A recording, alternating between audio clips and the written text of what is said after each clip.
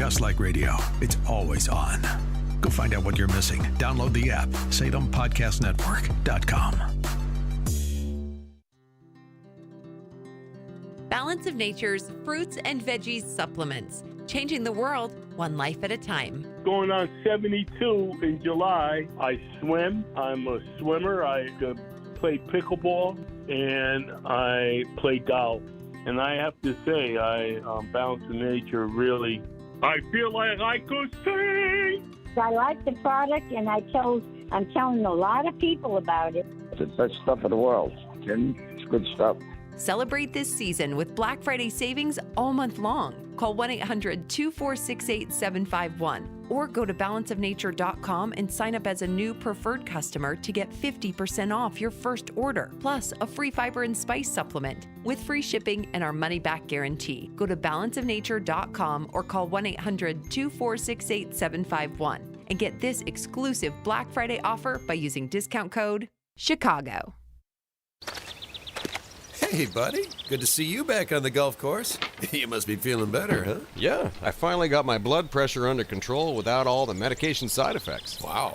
New doctor? No, a superfood juice, believe it or not. A juice? Yeah, it's called 120 Life. It's got ingredients like pomegranates, tart cherries, 6 natural ingredients that have shown to control blood pressure. Huh. Yeah, it tastes great and has worked wonders. Awesome. Are you getting a golf cart? Nope, I'm walking the course today. Wow. You got any of that 120 Life on you? Try 120 Life risk-free and get a 2-week trial pack. Order the 8-ounce drink or powdered mix. Go to 120life.com and use coupon code 560 to save 15% and get free shipping. They're so sure it can noticeably lower your blood pressure in 2 weeks, they'll give your money back if you're not satisfied. Order now. 120life.com. Use coupon code 560 at checkout to save 15% and get free shipping. The instability of our economy after this election has many worried, and stocks and bonds could be the first to collapse. Countless Americans are turning to the safest store of wealth in human history to protect their retirement accounts. Physical precious metals. Gold has been a safe haven asset for generations. At Premier Gold, we specialize in helping those with a 401k, IRA, or other types of retirement accounts convert their vulnerable paper assets into physical gold to protect their hard-earned savings. Today, we'd like to send you a free gold election kit to help you decide if this is right for you. Call 606-800-8000 to claim yours. Act before the election to take advantage of the current rollover policies, allowing for a quick and seamless transfer into physical gold or silver. Don't let the outcome of this election influence the fate of your financial future. Call 606-800-8000 now. Premier Gold is not a financial advisor. Please consult with your advisor before investing. Call 606-800-8000. If you're experiencing low energy, brain fog, or bloating, then your body might need a detox. Active Liver from New Nordic makes it easy to help your liver to detox your body all year long without major changes to your diet or lifestyle. 5:38, Team Hochberg Traffic Center time, a service of almostfreeteeth.com. What if you could save an average of 90% for dental implants and get 100% of your smile back with the Blue Cross Blue Shield PPO or FEP? It's possible. Check if you qualify. almostfreeteeth.com. I-80 a mess, Will County. You've got an overturned vehicle, left shoulder eastbound at Larkin. Westbound is entirely shut down between I-55 and the Manuka interchange, and I-80 will stay shut down until at least 7 a.m. because that overturned semi had 43,000 pounds of cornstarch mixing with the rain. It's a mess and slick on the roads. Lots to clean up westbound on I-80 this morning. Chicago's Morning Answer with Dan and Amy continues next. AM 560 Weather Center forecast. Periods of rain, maybe a thunderstorm, high 71. Currently rain and 64. Next news at 6. Chicago's Morning Answer continues next on AM 560. The Answer. Now, from the Signature Bank Studios. It's time for Animal Stories with Uncle Dan and Little Amy.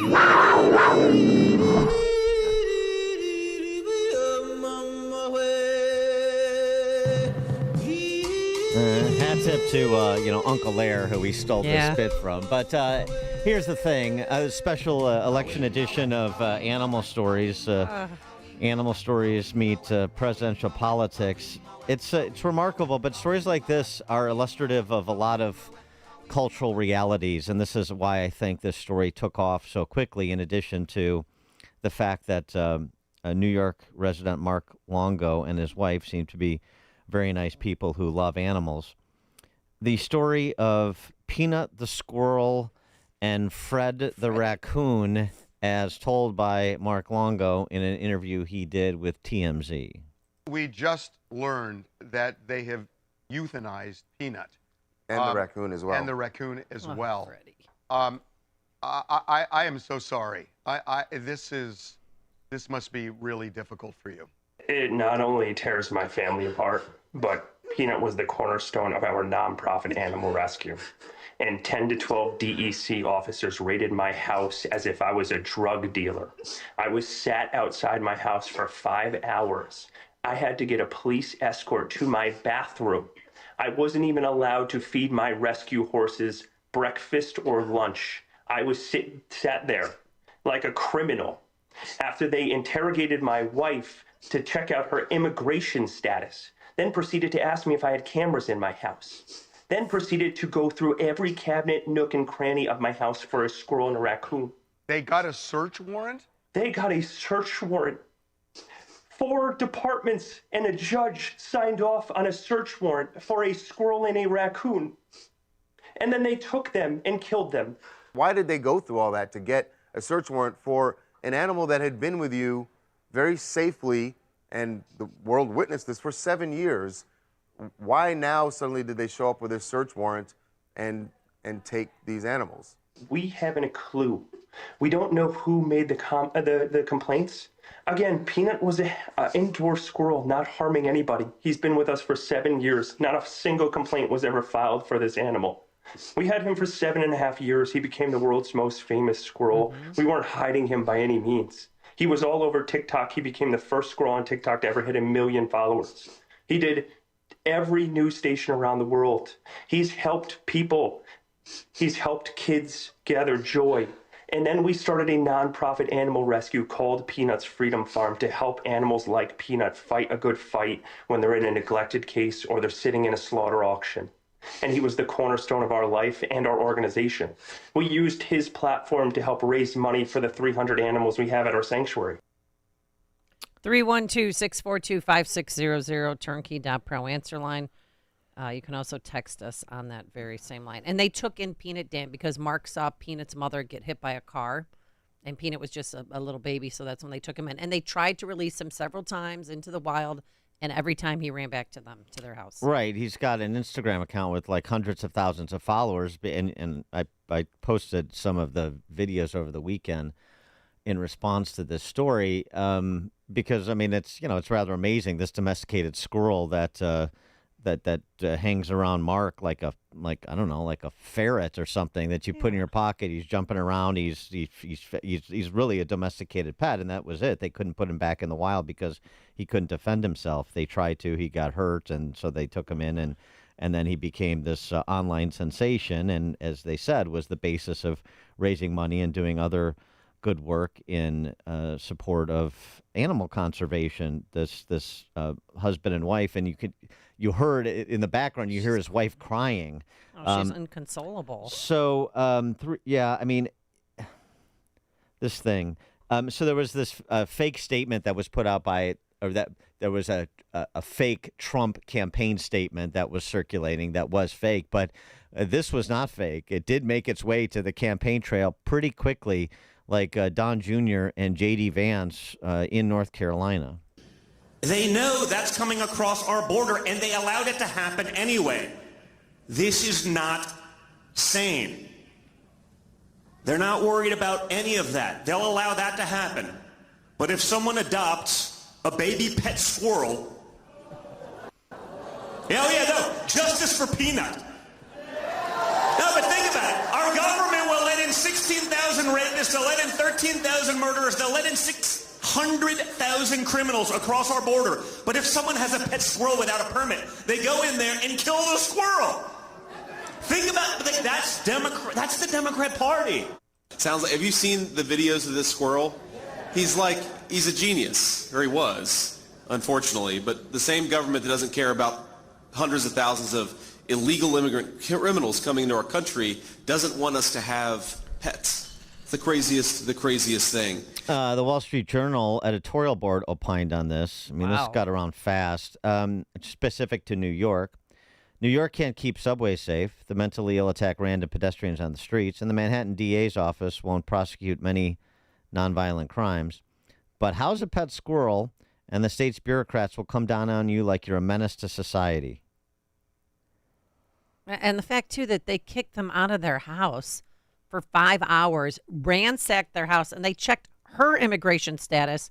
But every day in New York, they ignore thousands of people's immigration status, and they use their tax dollars to house them and feed them. Not since Harambe has an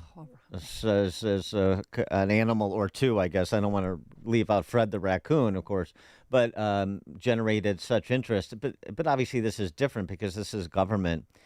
And my reaction to this, the callous stupidity of it all, the search warrants for the squirrel and the raccoon, there is a strain of officiousness in government in every state at all levels used to justify layers of phony baloney jobs. And it is particularly pronounced and often militarized in leftist one-party states like New York State. And it is customarily reserved, that officiousness, sometimes in the form of militarization, which is what the Longos experience.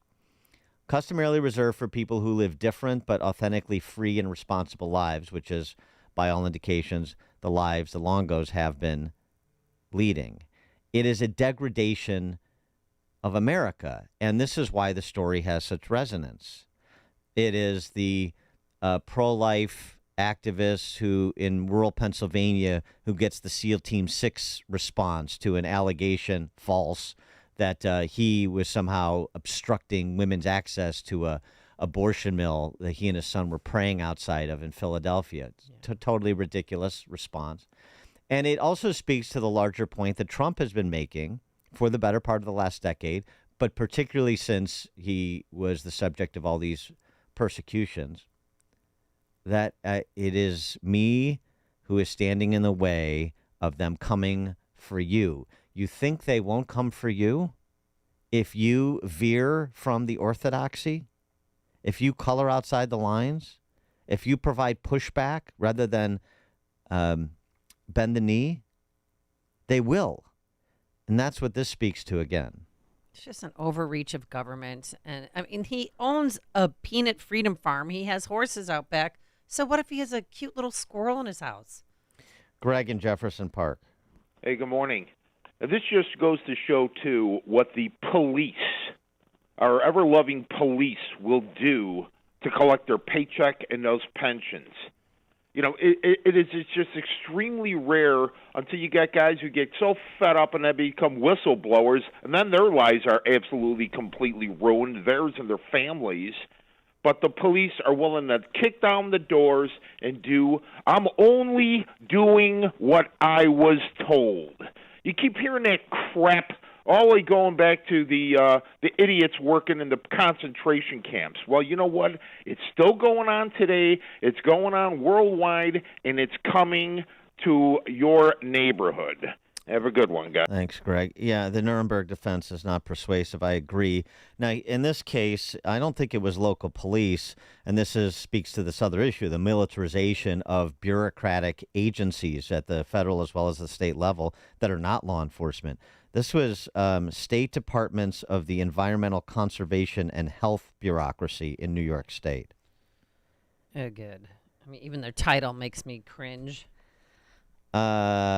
Any remorse? And then they were saying, then they tried to change the narrative and said, well, Peanut bit one of their agents, so they had to, kill it to see if it had rabies. Please. And then there's, I'm not buying it. I don't believe them. Sean on Northwest Side. Hey, if you guys dig deep enough in the dark web, you could actually find the cartels that have been trafficking squirrels and raccoons for years, millions across the borders. And for every 5 raccoons or a squirrel, they throw in a free child.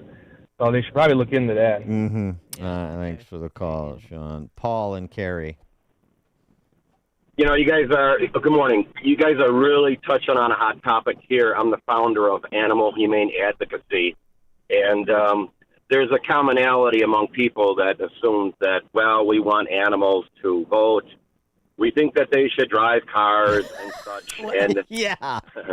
Yeah, Toonses, And- the cat who can drive. Yeah. Toonses. Right. The great Started with Toonses. The basic assumption that many of us share within these organizations that these creatures are in fact sentient, and that we as people, certainly with dogs, hold a responsibility having domesticated them. The dog, for instance, arguably over 40,000 years ago, and they are many of them are unable, if we were to set them free, to fend for themselves. And so that's what we advocate for. And I'm not suggesting that squirrels are easily domesticated, but certainly they're in our backyard. People let them in their houses, and they are much a part of our neighborhoods as we are. And yeah, it's disheartening the length of what they'll do to when this could be a law that they could simply overlook or bend based on circumstances. Well, thanks for the call, Paul. Well, first of all, if there's an issue with some sort of licensure regulation, then you could also just say, hey, Mark, you know, I know you've got that celebrity squirrel because every hundreds of thousands of people follow it on Instagram. Somebody called us and said you don't have whatever paperwork you need to have a squirrel on this animal rescue farm that you have. So could you do us a favor and get in compliance? Yeah, you could do that. You don't even have to show up. You could give him a call. Sounds like a pretty responsible guy. This is sort of a one-off. This is not, but this is the problem too, is there's no judgment here. There's no common sense. They're just these rules that we have, and we'll enforce them. And if you, as I said, provide any pushback rather than bending the knee immediately, well, then we'll come in with guns a-blazing, as they did. Because this is illustrative, this story of so many cultural dynamics, and one of them is the ruling class attitude of people in government.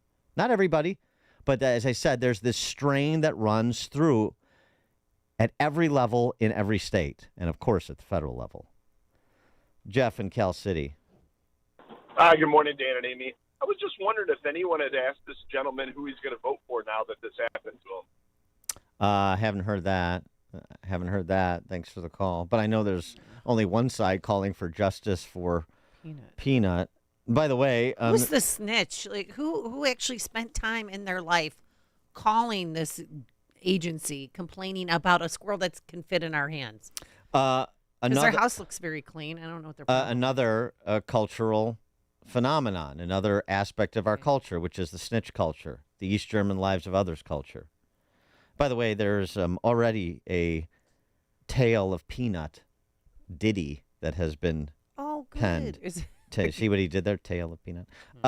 Thomas Musket is the guy, and the Tale of Peanut song goes a little something like this. On the streets of New York, where the lights are so bright, live a little squirrel named Peanut, his heart full of light. This is so sweet. But the city's lost, it took a harsh turn, and sweet Peanut's tale took a twist that burns. In a park full of dreams, Park full of dreams. old oak tree, love would gather acorns, so wild and free. Peanut! But the government then, with their suits and their plans, remember when he dressed up as a Corona bottle? passed laws so strict, they took nature's hands. Oh, Peanut, dear Peanut, the city's gone cold in a concrete jungle. Your story's been told for power and order. They took you away, and in the city's shadow, your spirit will stay. I tell you, it's pretty damn good, especially to turn that around in 24 hours. And it's Peanut. Ralph and Rantoul, if you could clear the tears away from your eyes. I'm trying. I'm trying to. I'm a bit misty-eyed. They're just testing out the process. They're just working the kinks out of the system. Today, the squirrel. Tomorrow, your little sister. Boom, make a call. She's gone. Well, it could be your dog next, your cat. You got a permit for that little sister? Michael, Southside.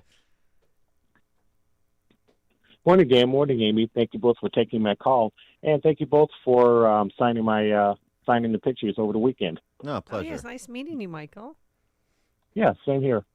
To be honest, I'm actually kind of frightened that a Venezuelan migrant is safer from law enforcement than a squirrel. Indeed. Weren't we told? And by the way, weren't we told that Donald Trump was the danger to democracy? And you got the most liberal state in the country using militarized police to go after a squirrel? What's that about? Thanks for the call, Michael. George in Naperville. Yes, this government is too intrusive in our lives. I hope all the people who feed the squirrels make their voice heard at the voting booth. Indeed. Lewis, Southside. Good morning, Dan. Good morning, Amy. Okay, I could say where was Peter at, but I won't say that. Peter Cottontail? Yeah. Well, who's no, Peter? Peter, the agency that protects. PETA. PETA. Oh, yeah. That protects. Yeah, they've chimed in on this. I wouldn't say. I would maybe the ASPCA, but I'm not even sure about that. But anyway, go ahead. Yeah, but it's not about Peter. It's about transformation. Okay, Barack Obama said there would be a transformation, and this transformation is that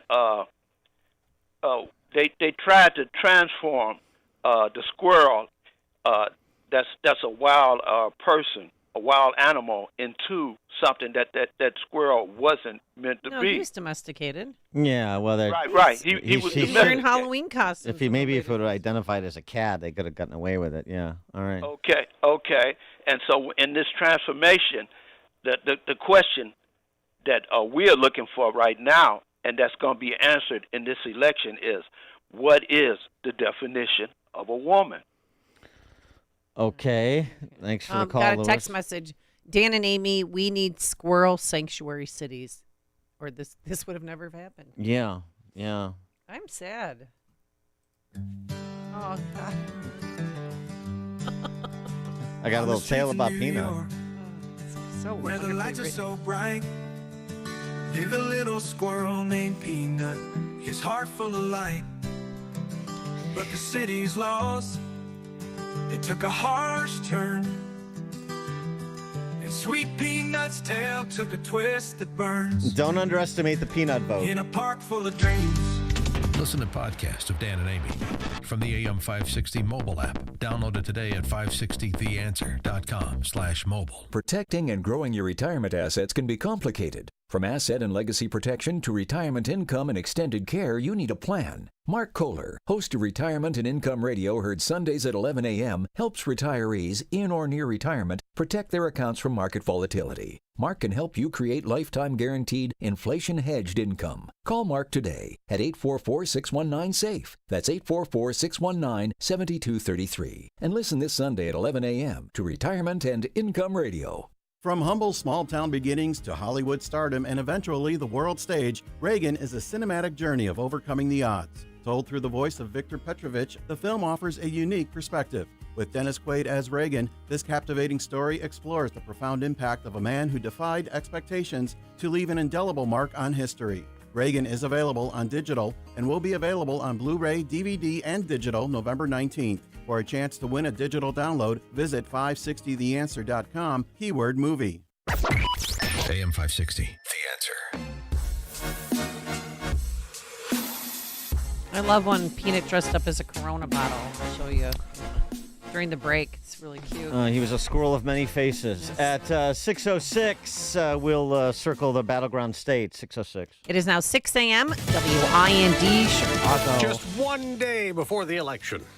I'm Dave Anthony, Fox News, and many Americans have already cast their ballots. We have record-setting early voting, numbers that nobody's ever seen before. Can you believe that? Former President Trump in Georgia, more than 77 million people have voted early, nearly half of all the votes cast in the 2020 election. Vice President Harris touted unity over division, campaigning in Michigan. And let us do it with the spirit of knowing the vast majority of us have so much more in common than what separates us. Harris is focusing her final efforts on Pennsylvania today. She's holding 3 rallies in the Keystone State, including a concert in Philadelphia with major A-list celebrities like Lady Gaga, Oprah, and Ricky Martin. That's Fox's Brooke Singman. The former president will also campaign today in Pennsylvania, the biggest prize of the toss-up states, going to Reading and Pittsburgh. He'll start the day with a morning rally in Raleigh, North Carolina, where Fox's Aisha Hasni is among the Trump supporters lined up. Some of them have been out here since 3 o'clock in the morning, and I've been talking to so many folks here in North Carolina. Some of these folks have been telling me there's a lot of, I guess, nostalgia. People feel a little sentimental because this is the last Trump rally in North Carolina. As the former president has said, he's not going to run again. Well, the final Trump rally of the campaign will be tonight in Grand Rapids, Michigan. More problems in flood-ravaged Spain. More rain has halted train service today amid a disaster that's left more than 200 people dead and many more feared missing in the devastation. The music industry is mourning the passing of a legend, Quincy Jones. He produced Michael Jackson's Thriller and helped many other stars make music for over decades, from Frank Sinatra to Ray Charles and more. Jones also made award-winning music for TV and movies. He got honorary Academy Awards. He won 28 Grammys. Quincy Jones also in the Rock and Roll Hall of Fame. He died at his Los Angeles home at the age of 91. America's listening to Fox News. Rain showers, 64 degrees at 6:02 on AM 560. The Answer. Good morning. I'm Mike Scott. The Arizona defense stymied the Bears in a 29-9 win, holding the Bear offense to 241 yards. Keep communicating. I think, for myself, I want to be better. I want to be able to help this team win. I want to be able to help Chicago Bears reach their goals. Chicago hosts New England next Sunday. Citations are pending following a deadly crash on North DuSable Lakeshore Drive. Police say 4 were traveling when a car smashed into a light pole in the 4400 block of North Lakeshore Drive. The double murder trial of Richard Allen resumes at 9 a.m. today in Delphi, Indiana. Jurors took yesterday off. The corruption trial of former Illinois House Speaker Michael Madigan and co-defendant Michael McClain is set to resume today at the Dirksen Federal Building. Early voting in Indiana ends today at noon. Here in Illinois, long lines greeted workers at the early voting sites on Sunday. The numbers as of Saturday night in the city of Chicago, according to the Board of Elections, 272,194 early vote ballots, 151,883 mail-in ballots, while less than the 2020 COVID numbers. Early vote numbers are rivaling what was seen in 2016. Health officials in DuPage County are investigating multiple cases of tuberculosis at Elmhurst University. A pair of students have been isolated. Chicago firefighter is seriously hurt following a fall last night while battling a blaze in Humboldt Park. We had our search and rescue team searching for the individuals that we were told that were trapped. Fortunately, all individuals that were inside self-evacuated. The blaze broke out last night in a 3-story building in the 800 block of North Hamlin. Hoarding conditions may have hurt efforts to battle that blaze. The Blackhawks off to a fast start in a Sunday win over Anaheim, 4-2. Hawks scoring twice in the first period.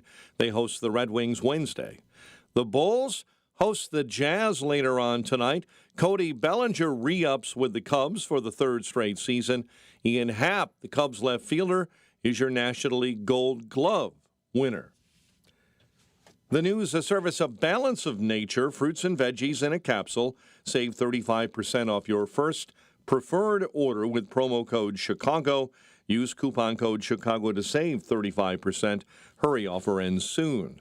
A check of traffic and weather on the way next on AM 560. Your home is a valuable asset, and you want to take care of your home. From roofs, siding, windows, and doors to furnaces, flooring, landscaping, and much more. Listen to your go-to for all things home. It's Home Answers Radio, every Sunday morning at 9. Presented by Lang Home Medical Equipment, Executive Green Carpet Cleaning, and by Valdecast Windows and Doors. Get answers from industry experts so you can make informed decisions about your home improvement. Right here on AM 560, The Answer. If you own or run a business and you listen to AM 560, you might not realize that the conservative programming that you enjoy is supported by advertisers. Our loyal listeners love to do business with the advertisers they hear every day on AM 560. Now, it probably won't surprise you that there are some businesses who avoid advertising with us because they don't like what we do here. And that's okay, because our audience wants to support businesses that support what we do and think like we think. We would love to have you join the list of successful companies who are already reaching new, like-minded customers. Most AM 560 advertisers have been here for years for one simple reason: they get results. Join our efforts to make a difference in the lives of our listeners who are passionate about supporting our great family of AM 560 advertisers. To learn more, just visit 560theanswer.com/advertise. That's 560theanswer.com/advertise. An official message from Medicare. Medicare plans change from one year to the next. And this year, it's important for you to review your current coverage and compare all your options during Medicare open enrollment. Compare health plans, drug coverage, and costs. See if you can save some money, and don't forget to make sure your drugs are covered. Open enrollment ends December 7th. Visit Medicare.gov or call 1-800-MEDICARE. Paid for by the U.S. Department of Health and Human Services. You know, the big wireless companies want you to overpay for data that you don't need, but you don't have to settle for that with Pure Talk. Well, you get to choose how much data that you actually want.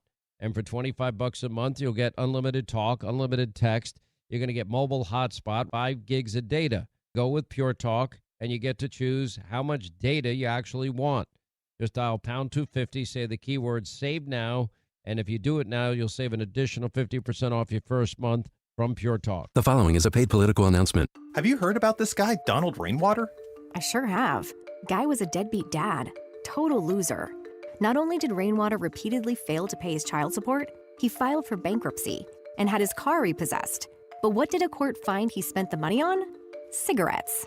Hasn't he run for office twice before and lost each time? Sure has. Maybe that's why he wants the job, so taxpayers pay off all his debts.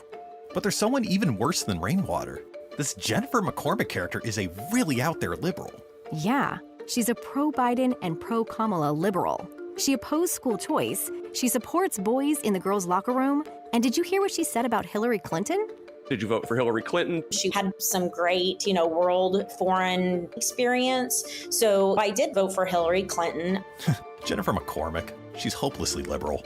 I'm not voting for Rainwater or McCormick. They're both losers in my book. Paid for by Indiana Republican State Committee, Inc. 6:08. Let's get an update on the roads. Team Hochberg Traffic Center time. And this update is service of almostfreeteeth.com. What if you could save an average of 90% for dental implants and get 100% of your smile back? With a Blue Cross Blue Shield, PPO, or FEP, it's possible. Check if you qualify, almostfreeteeth.com. The Kennedy already 42 minutes, O'Hare into the Burns Circle interchange. Northbound 55 exit ramp to westbound I-80 shut down. Stevenson northbound at Lamont Road. You've got an earlier accident, leaving behind big delays. And delays this morning as you travel on the Stevenson inbound between Cicero and Kedzie. Chicago's Morning Answer with Dan and Amy continues next. AM 560 Weather Center forecast with Steve Williams. Periods of rain, thunderstorm, breezy, warm day, high 71. Rain, thunderstorm, some of that could be heavy tonight, low 63. Clouds and windy, couple of showers around for Election Day. Be prepared if you're heading out to vote, the high at 69. I'm Steve Williams on AM 560, The Answer. Rain and 64 at O'Hare, 65 Midway. Next news, 6:30. Chicago's Morning Answer continues next on AM 560, The Answer. Now, from the Signature Bank Studios,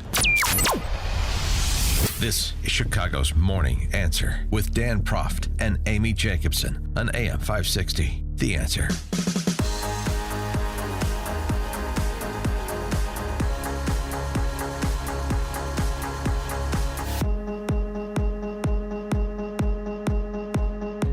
Top of the morning, Dan and Amy. The border And the great importation that's on the ballot tomorrow. The central issue, along with inflation in this race, and we have more victims as we are bumping up against the polls opening tomorrow. A high school in Kenner, Louisiana. 17-year-old high school student accused of sex crimes involving young boys, arrested in a trailer park in Kenner. After arresting the teen, police say he confessed to molesting a 4-year-old and a 7-year-old boy. 2 4-year-old and 7-year-old boys, plural. After that, they confirmed they've reviewed evidence of there being 2 more alleged victims, an 8-year-old boy and another boy under the age of 13. Police say there are potentially more victims. The chief there saying they consider this person to be a serial sex offender. He's a student at the local high school.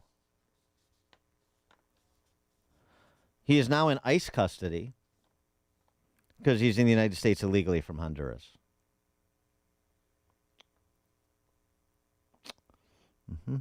Don't know how he got here or when he got here, but ICE has confirmed, and ICE and local authorities have confirmed he's in the country illegally, molesting boys that are 8 and 7 and 4 years old.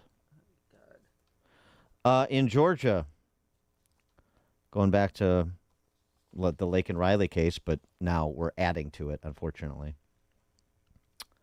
The body of a missing Georgia mom found near the Walmart where she was last seen a week ago, and police have arrested an individual charged with kidnapping and murdering Manelli Zoe Rodriguez Ramirez, who I guess is some sort of fitness influencer on TikTok, 25 years old. Last communication was a text she sent to her fiancé. I'm waiting for the brother to pick me up, the message said. The individual charged with the murder of Miss Rodriguez Ramirez, 24-year-old Mexican illegally in this country. Oh, by the way, Manelli Zoe Rodriguez Ramirez is a Puerto Rican.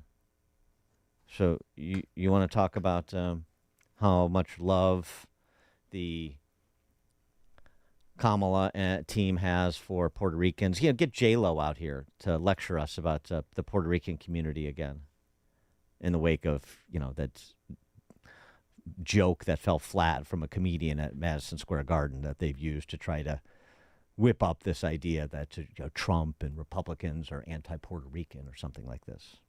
Oh, here's a 25-year-old dead Puerto Rican female because of your border policy. Say her name. But they won't. It's quite disturbing. And additionally disturbing is what I started with, which is the House Judiciary Committee, GOP. Taxpayer dollars spent on foreign nationals' salaries so they could advise other foreign nationals on the easiest way to migrate to the United States. At least $82 million in taxpayer funding, that's our tax dollars, spent by the UN to allow illegal aliens to bypass the southwest border and fly directly into the United States.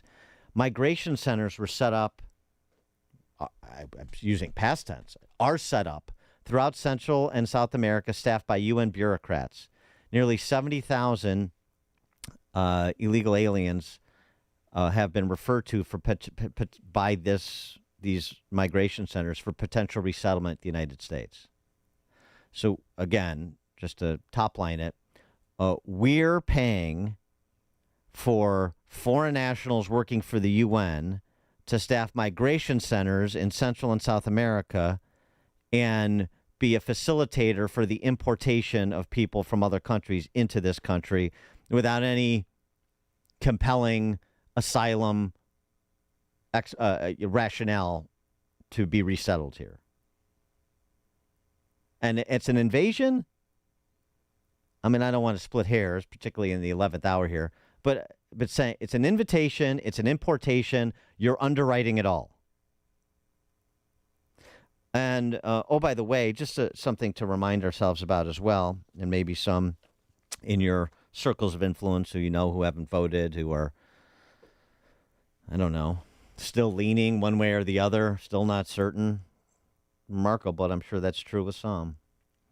That Catherine Herridge report that we brought you a couple of weeks ago, Catherine Herridge, one of the few good investigative reporters still left, and of course, independent now because that's the only way you can do these things, or with a startup or alternative media outlet. You can't do it with the D.C. Press Corps because they're the comm shop for the Democrat Party.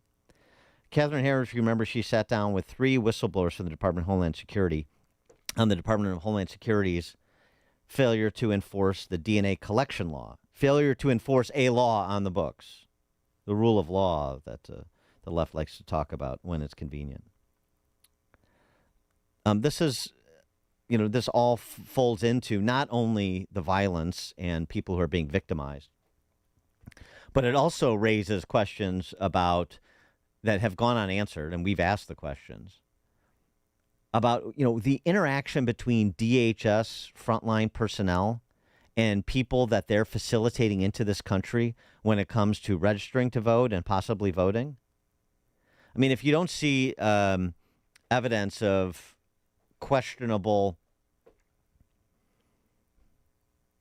GOTV programs, to be generous, from the party or their sort of nonprofit allies, I'm talking about the new Bolshevik Party and their nonprofit allies, to potentially circumnavigate federal election law and facilitate people into this country illegally to consummate the deal and vote illegally, then what if it's happening from inside the agency?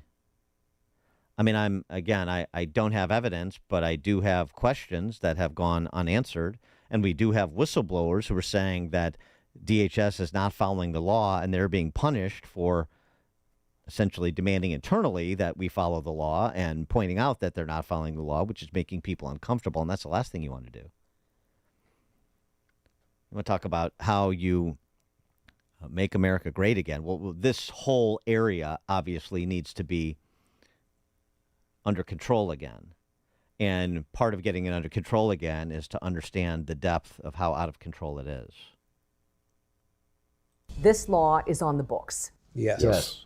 Is Homeland Security enforcing the DNA collection law? Not fully. As a result, are Americans less safe? Yes. No question in your mind. None. Customs and Border Protection is in violation of the federal law, and it's done knowingly. Yes.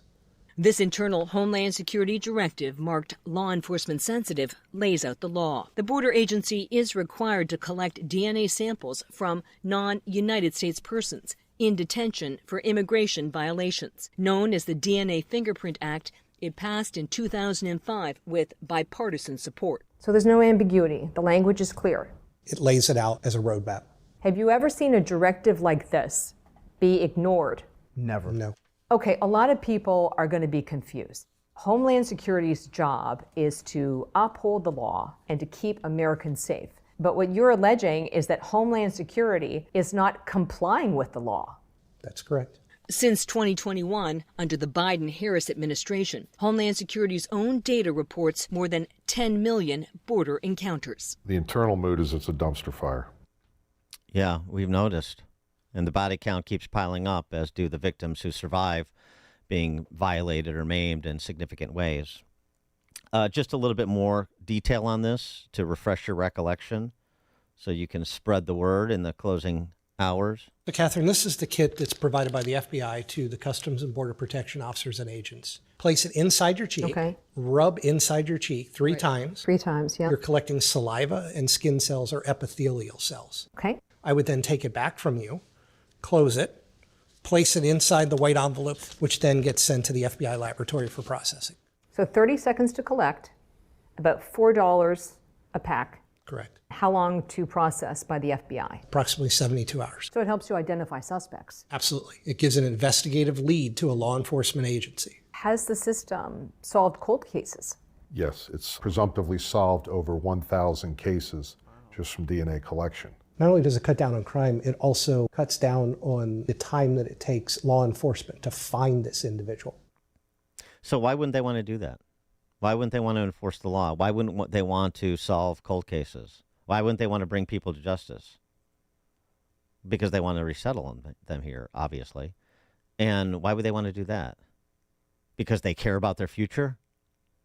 These DHS frontline personnel and politicians that support open borders, they're just very interested in everybody coming here and their future, and let bygones be bygones, and let's not make it uncomfortable or difficult for people to make their way in America, to build a better life for themselves and their families. Is that all that's at foot? Just the hopes and dreams of people who've been invited and imported by the new Bolshevik Party? Is that what's really happening? Or you don't want identification of the individuals, particularly coming from countries where otherwise getting identification and doing vetting is difficult. You don't want any inventory of their personal identity. Why? Why do you want all these shadow people? Because they're harder to track when they do other things that are illegal, like perhaps vote? Nick in Lakeview, you're on Chicago's Morning Answer. Hey, Dan. How's it going? Good. Quick question. Do you think, and I try to be real objective, and I fall into that quote unquote highly educated voting bloc, and we're a gay couple in Lakeview, and we both voted for Trump this time over the immigration issue, just because it's gotten really bad and we're not seeing any resolution. Do you think though that his recent comments, I kind of sit here and I wonder, I don't know if it's too late or whatnot, but I don't think Trump's doing himself any favors on the campaign trail. Do you think it matters at this point? Because it seems like he always gets negative coverage, but he's really getting a lot of negative coverage into the closing 48 hours. I think it's a fair question, Nick. And I think, there's some evidence, and we're going to talk to a pollster, at Jim Lee from Susquehanna at the bottom of the hour. I think there's some evidence that in some places there is a late-breaking benefit to Kamala. And don't forget, they didn't decide to abandon the joy vibe over the last 2.5 weeks and go to the Nazi end of democracy vibe because they're winning. The joy vibe was winning. It was losing, and so what do we have to do? Well, we've got to the narrative. Well, and we've got to triple down on end times. He's a Nazi. America is over. And make him more unpopular than he is. I mean, that Gallup poll that had him personally more popular than Kamala Harris, well, that's not a tenable position for them to have any hope of winning. So I think there is a point to what the pivot that Kamala made, and obviously the D.C. press corps made with her. And I do think that, some of the low propensity, low information voters that hear the frenzy in the closing days, as some perhaps are still not made up their mind or haven't even thought about it, and get goaded to the polls, I think it could have an impact. The Liz Cheney stuff is absurd.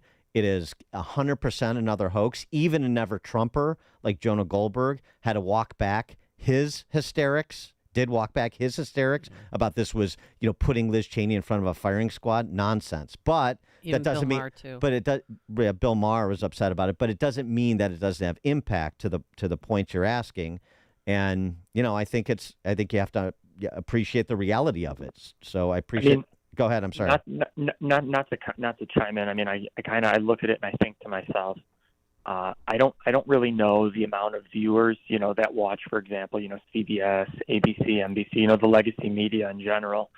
And then I think to myself, so, come today or come tomorrow, and I kind of think of that man or woman waking up, they put some coffee in their thermos and they go to work and they say, it's election day, it's time to vote, or maybe they already voted. Are they the people that are watching ABC, or do you think that so many years of sown distrust has just kind of, they're going out and they're gonna make their voice heard, and they're gonna do their civic duty? I think it's uneven.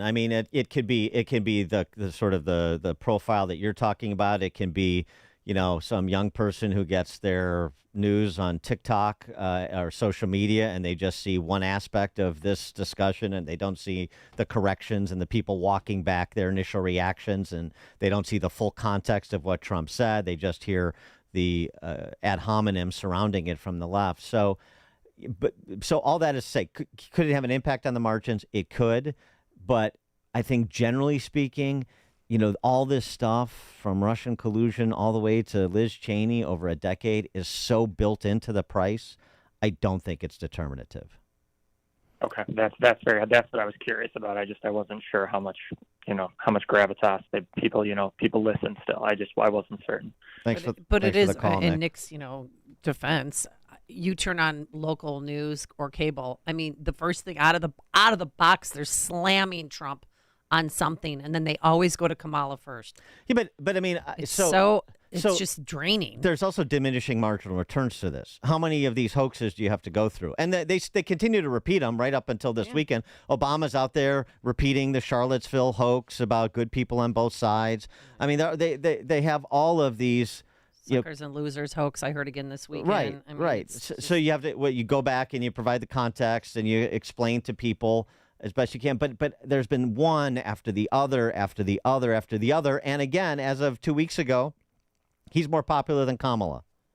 So I think it's very few people that are still going to be persuaded by the latest ginned up controversy about some comments that Trump made in an interview or at a rally.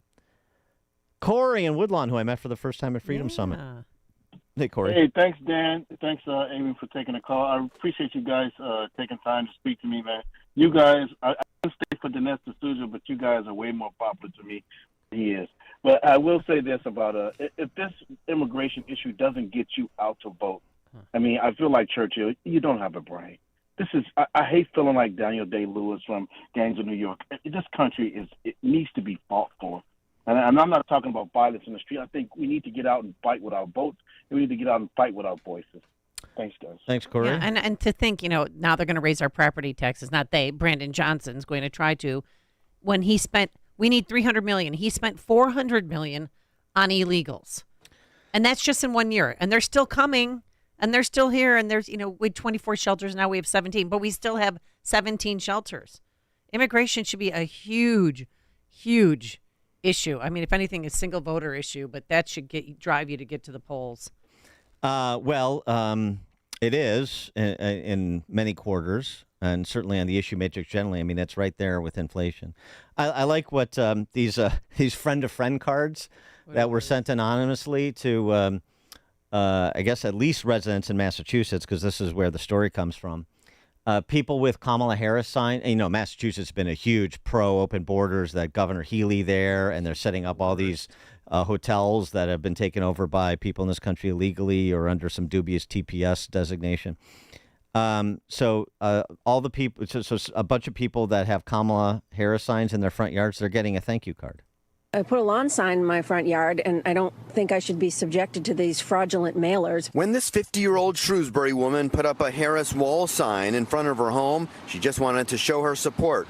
She never imagined she would be subjected to a campaign dirty trick. It really creeped me out. She was dismayed when the mail arrived this week and she received this postcard. It purports to be from the Harris campaign, thanking her for putting up a sign and alerting her a family from Nicaragua would be moving into her home. That's when I realized it was an obvious attempt to try to either scare me or rage bait me and make me upset. It's absolutely a scare tactic. Oh, I don't feel safe. That's some good campaign. That is. That's it's not campaign dirty tricks. That's just some good campaign activities. The friend-to-friend card. Thank you for supporting Kamala! Exclamation point. We're so appreciative of you putting out a yard sign, but now we need your continued help. We will be moving a family of fill in the blank from the country of fill in the blank, Nicaragua, into your home on fill in the blank date, October 30th. They will need toiletries and transportation. Thank you. So great. Whoever's doing that, so long as they're compliance with campaign finance laws. I love it. That's it's a nice little shot across the bow. It's not a scare tactic and so on and so forth. It is to highlight for you and everyone else your hypocrisy, and then they run to the local network affiliates and amplify exactly what they're doing to advance the flag, actually, of the people sending the cards. Tony in Downers Grove. Tony.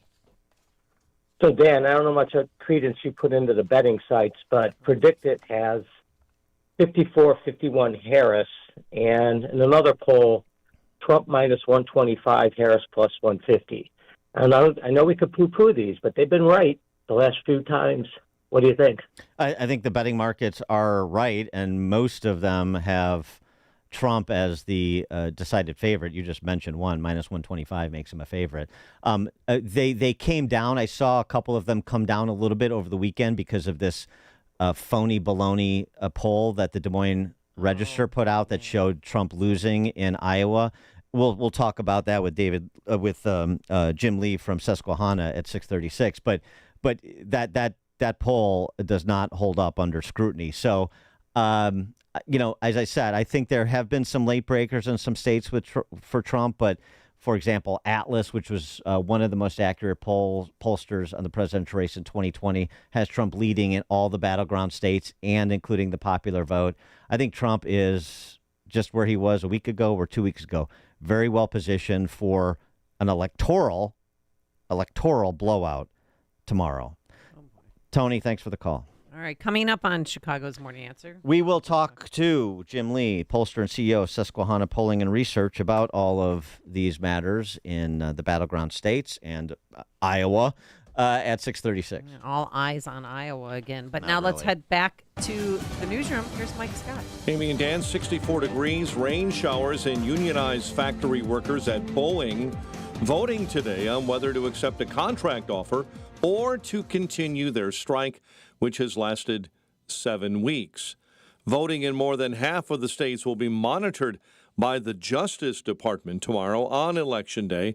Fox's Aisha Hasni is in Raleigh, North Carolina, tracking the Trump campaign. For a lot of these folks, really, this is in North Carolina, as the former president has said he's not going to run again. So he's been talking about it on the trail as well, that these are his final rallies, and people on the ground here are really feeling it. He was in Macon, Georgia last night making his final pitch to Americans. Tuesday, you have to stand up and tell Harris that you've had enough. You can't take it anymore. The battlegrounds are a nail biter, and the campaign is telling me that they are expecting a massive wave of traditional voters, though, tomorrow. Fox's Aisha Hasni is tracking Donald Trump while Vice President Kamala Harris will rally in Pennsylvania. Events in Pittsburgh, Philadelphia, and Allentown. Right now, about 77 million mail-in and early in-person votes have been cast nationally ahead of Election Day so far. The music world mourning the loss of one of their greatest, Hall of Fame producer, musician, and television and movie producer Quincy Jones is dead at the age of 91. Jones earned a record 80 Grammy nominations and won 28 Grammys over a career that spanned more than 60 years. The Arizona defense stymied the Bears in a 29-9 win. Caleb Williams, 217 yards passing in that loss. Matt Eberflus. Run defense needs to shore up. And again, when you have a big run like that, obviously the numbers go up. But again, we know how to do it. We've done it in the past. It's important that with the same guys, it's important that we shore that up and make sure we do a better job. Of course, it turned from bad to worse when Arizona opened the roof on their dome stadium in the desert, and it began to hail. Citations pending following a deadly crash on North DuSable Lakeshore Drive in Chicago. A female passenger died at a nearby hospital. 3 others are hospitalized with serious injuries. The double murder trial of Richard Allen in Delphi, Indiana, resumes at 9 a.m. today, as does the corruption trial of former Illinois House Speaker Michael Madigan and co-defendant Michael McLean at the Dirksen Federal Building today.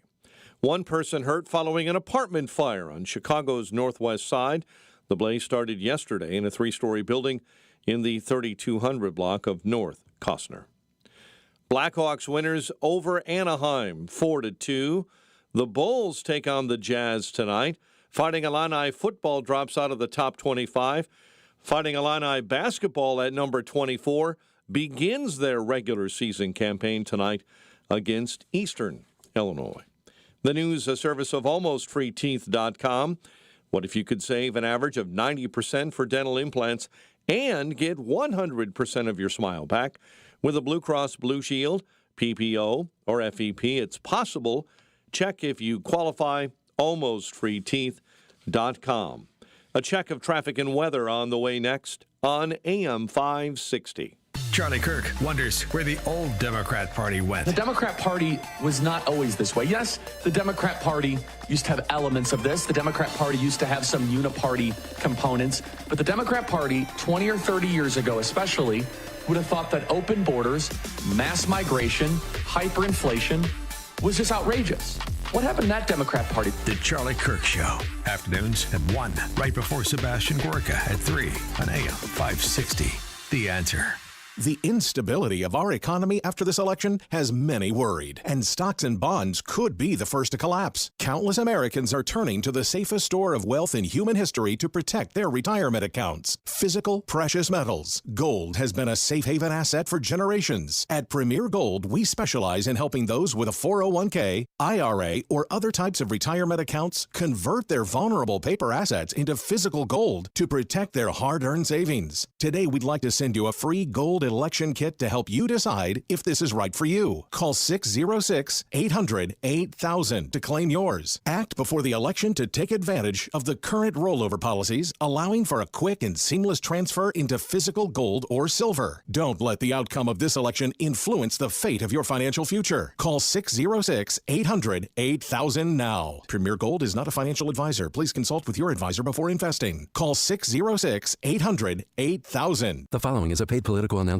Hi, I'm Mark Rice, former Texan energy entrepreneur, family man, and football coach. I'm running for U.S. Congress in the 8th Congressional District. It's time for something different. We've all had enough of losing to the Democrats and the corrupt career politicians that are ruining our state and cities. I'll take action and bring some common sense to Congress. I'm not afraid to meet head-on the challenges we face daily, like the border situation, crime in our neighborhoods, inflation of everyday items like food, gas, and medical needs. We need to protect our freedoms, and I'm the person to get the job done. The definition of insanity is doing the same thing over and over again, expecting a different result. Support my campaign in the 8th District, and let's take back our country, one House seat at a time. Vote for me, Mark Rice, for Congress. Go to rice4congress.com to get involved. I'm Mark Rice, and I approve this message. Paid for by Mark Rice for Congress Committee. If you're self-employed and purchase your own health insurance, I have some great news. From now until January 15th, the health insurance exchanges are open again. And even if you've never qualified for a health insurance subsidy before, you most likely will now.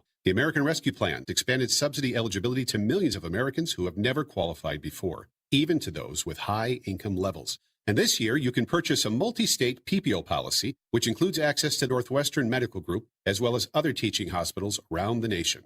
Employers who provide small group coverage also have new options, and so do seniors looking for Medicare supplement coverage. Call me. I can help. If you're tired of calling a bureaucrat at an 800 number to help you navigate Obamacare, then you need a local expert on your side. C. Stephen Tucker from HealthInsuranceMentors.com is someone I know and trust. He's a 30-year licensed broker who's been educating our listeners for more than 10 years. Steve, how can our listeners get in touch with you? Thanks, Dan. They can visit HealthInsuranceMentors.com or call me directly at 630-674-1551. Need to hire quality candidates fast? You need Indeed. Our video interview tool makes it easy and effortless to meet with candidates. Visit Indeed.com/credit. 6:39 Team Hochberg Traffic Center time is a service of Allstate. Some people know that you could save money on car insurance by checking Allstate first. Those people are probably saving a carload of cash right now, so what are you waiting for? Check Allstate first for a quote today. You're in good hands with Allstate. Edens inbound accident being shoved off to the right shoulder inbound at Wilson. Kennedy travel time at 1 hour into the Burns Circle interchange. Northbound 55, you've got an exit ramp to westbound I-80 shut down with an overturned semi. I-50 inbound Dan Ryan, 21 minutes, 95th into the Burn Circle interchange. And I-80, an overturned vehicle left shoulder. That's eastbound in Will County at Lorkin. Chicago's Morning Answer with Dan and Amy continues next. Periods of rain or a thunderstorm in your forecast for today. High 71. Light rain and 64 at O'Hare, 65 at Midway. Your next news update is at 7. Chicago's Morning Answer continues next on AM 560. The Answer. This hourly segment is brought to you by Health Quest Radio with Dr. David Kolbaba. Saturday mornings at 11. Visit healthquestradio.com. Now, from the Signature Bank Studios. If you're looking for the latest news, insight into what it means, and the sharpest opinion, there's only one station in Chicago where you can turn, and it's this one. We're AM 560. The Answer. Top of the morning, Dan and Amy. The New York Times did a focus group, and they concluded, did their op-ed writers, something they are not happy to conclude, that Trump has, quote, a good chance of winning, unquote. Some of the observations from the focus group. Desperation set in for people who thought of themselves as financially stable or middle class. The frustration we heard in our early focus groups in 2022 metastasized into anxiety in 2023 and intensified into anger in 2024. One of the signal failures of the Biden administration has been telling Americans the economy was getting better and better. They kept telling us, the participants in the focus group, not for me. Americans hate inflation, full stop. If there was a common denominator for our groups across 2022, 2023, and 2024, it was experiencing and loathing inflation such that I see it as the single most important fact of life in Tuesday's election. It can't be overstated. But just subordinated to that, as we were discussing, a cross-section of independents, Republicans, and Democrats liked how America was under Trump. They liked the economy, the perception of relative global stability, the restraint of divided government, and the image that this outsider businessman was not beholden to Washington insiders. Either on Tuesday or some point in the future, the party, meaning the Democrats, in for a rude awakening over illegal immigration. What I've heard left me thinking that the Democrat Party leaders have deeply underestimated the mood of the electorate in immigration, that more people than Democrats realize that more people that Democrats realize want something serious, even draconian, done to remove undocumented migrants and secure the border. If it takes an authoritarian Trump administration to do it, then so be it. Some of these voters feel the degree of their anger can be unsettling to contemplate. So anger over, all this anger over inflation, anger over the border. I go back to the question that Bret Baier put to Kamala. 80% of the country thinks that America's on the wrong track. What do you have to say to that? And she talked about, I don't know, being born in a middle-class family or something like that. Lawns are important to everybody. 80%. Yeah. In your... And the moment on The View when she said, I can't think of anything I do differently than Biden did. Well, that makes you someone who is not turning the page. And I just don't see how you overcome that. And I think, frankly, from the early voting totals that are rolling in, and Republicans now, dramatically improving their early vote operation from 2020, such that in 2020, Democrats were plus 15 points on early voting, and in 2024, it's dead even. All of these dynamics just lead me to believe I don't see a path for her. Well, one thing, I think she really stepped in it this week, and when a reporter asked her about, how she voted on Proposition 36, which it creates tougher penalties for serial retail thieves and drug traffickers. Okay, this is her answer, because she had to vote by mail to California. Don't forget, she's from California, which is a horrible state. How did you vote on Prop 36? So my ballot is on its way to California, and I'm going to trust the system that it will arrive there. And I am not going to talk about the vote on that because, honestly, it's the Sunday before the election, and I don't intend to create an endorsement one way or another around it. No, of course, you don't want to influence. But I did vote. You don't want to Her influence silence people. means don't you think her silence means she voted against Prop 36? It doesn't really matter. It doesn't really matter. It just speaks to the inauthenticity of her. I'm a prosecutor who's gone after international criminal gangs and so on and so forth. The whole thing is a mirage, and that's another reason. I mean, as I've said ad nauseum, unlike Obama, there is no art to her artifice. She can't pull this off. She's not good enough. We'll see if Jim Lee agrees. Jim Lee is a pollster and CEO of Susquehanna Polling and Research. Jim, thanks for joining us. Appreciate it. Sure thing, Dan. Amy? So give us your perspective on what the landscape tells us right now. Sure. The political landscape definitely favors Trump right now. The political winds are certainly blowing in his direction. You mentioned that high sentiment for change. Right now, 26% of Americans say the country's going in the right direction. And that's important because the average percentage of the public that thinks the country is on the right track when an incumbent party loses historically is 25%. Currently, the polling shows only 26% of Americans say the country is going in the right direction. So those wrong track voters, they want change. They're predisposed to vote for Trump by a 3-1 margin on Election Day. The second factor, I think, that points to a favorable political climate for Biden's approval rating is still upside down. He's got a 40% approval rating. 56% of Americans disapprove of the job the incumbent president's doing. And why is that important? Well, if you're unhappy with the current administration, why in God's name would you vote for 4 more years of the same? And history shows us prior presidents that had job approvals underwater, their successor was always a candidate of the opposite party. Example number 1, 1952, Harry Truman was underwater in job approval. Who was elected after him? Dwight Eisenhower, a Republican. 1968, Lyndon Johnson's approval rating was upside down. Who was elected in 68? Richard Nixon of the opposite party. In 2008, George W. Bush, approval rating upside down, negative territory. Who was elected after him in 2008? Barack Obama of the opposite party. So history shows us that the successor to these presidents that have underwater approval ratings was always a different political party, which again points in the direction of Donald Trump. The third reason I'd bring up, Dan and Amy, is that the issues favor Donald Trump right now. In every poll we've done in every battleground state, it's always inflation and immigration. It doesn't even matter if you're a border state. Immigration is popping up as the number 2 issue to the inflation and the economic concerns Americans have. Those issues are breaking for Trump. Inflation voters are breaking for Trump by a 57-34 margin.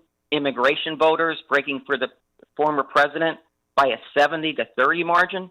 So the issue landscape right now, what people are thinking about when they go to the polls, seems to suggest they'll vote for Donald Trump on Election Day. Did you see that Des Moines Register poll that made such a splash over the weekend, showing very surprisingly Trump down 3 points to Kamala in Iowa? There was a lot of pushback once you start getting into the crosstabs of that Ann Seltzer poll.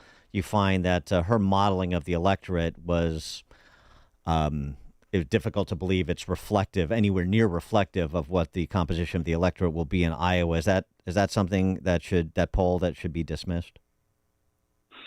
Yeah, that seems like it was definitely an outlier. I mean, the art of polling right now is such that you have to account for the shy Trump voter. There's still a suggestion and a plausible argument that many Trump voters still aren't responding to polls, and that he always overperforms the polling. So that's likely what will happen on Election Day is Trump will overperform that Iowa poll. I have a hard time believing that Iowa is shifting to the Democrat column. Josh Kroshare of Fox News Radio and others, think Business Insider.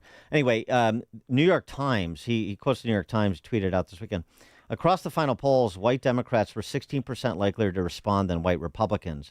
That's a larger disparity than our earlier polls this year, and it's not much better than our final polls in 2020, even with the pandemic over. It raises the possibility that the polls could underestimate Trump yet again, as you were saying. So there seems to be some agreement to your position. And where do we find Trump in those polls? Well, in a much better position. I mean, he's plus in the RCP average nationally on Kamala by a couple tenths of a point. Well, he was down more than 7 to Biden in 2020, and he was down at 3 or 4 to Hillary Clinton in 2016. So if those shy Trump voters are still that, a block, if you will, then it makes sense that not only would he overperform, but that there's a reason he was that he did a rally in Virginia, that maybe these states like Virginia, New Hampshire, even New Mexico are in play. Yeah, Minnesota, you can add to that. I saw some polling that suggests Minnesota could be in play. According to the RCP average, as you mentioned, Dan, Trump leads in 5 of the 7 battleground states. He leads in Georgia by 2.6%, in North Carolina by 1.5%, in Nevada by 1.5%, in Pennsylvania by 0.4%, in Arizona by 2.3%. So even if Trump doesn't overperform the polling, he's already tied with Kamala or slightly ahead in these battleground states. And as we said earlier, the political environment, particularly with angry men, seems to really be the linchpin to a victory for Trump. If women overperform in this election, you could see a Kamala Harris victory. And if the electorate on Election Day is slightly whiter, believe it or not, because Trump is showing a little bit of stagnation with white voters. If it's younger, which tends to favor Kamala Harris, and if it's more educated, those factors point to a Kamala Harris victory. But if the electorate is slightly older, and even in urban areas, Trump is overperforming with African Americans and Hispanics, and if you have a higher percentage of low-frequency voters showing up to the polls, Trump has been able to mobilize these low-frequency voters that just don't have strong vote history in past elections because he's put together such a phenomenal coalition. You're likely to see a Trump victory on Election Day. In Pennsylvania, I saw Musk tweeted this out too, the comparison 2020 to 2024 in the Delta vote. And I mean, even what you're saying in terms of Election Day turnout with such significant percentages of the early vote, he's 600,000 votes in a better positioned in Pennsylvania in 2024 after the early vote than he was in 2020. I mean, that is just a massive move, and we're seeing, not quite to that level, but similar dynamic in these other battleground states. Yeah, particularly in Pennsylvania, as you suggested, the Republicans have done enormous work to close the registration deficit. At one time in Pennsylvania, Democrats had a 750,000 vote advantage in raw registration numbers. That's up down, Dan, to 250,000. So it's almost a 50-50 state in party registration, which really means if the turnout is there for the Trump coalition, he ekes out a victory in Pennsylvania. He's also overperforming in the suburban collar counties around Philadelphia in our most recent poll. He's attracting Sorry to interrupt, but are you also seeing what some were indicating over the last week or 10 days, which is not the black vote coming out of Philadelphia that Kamala needs?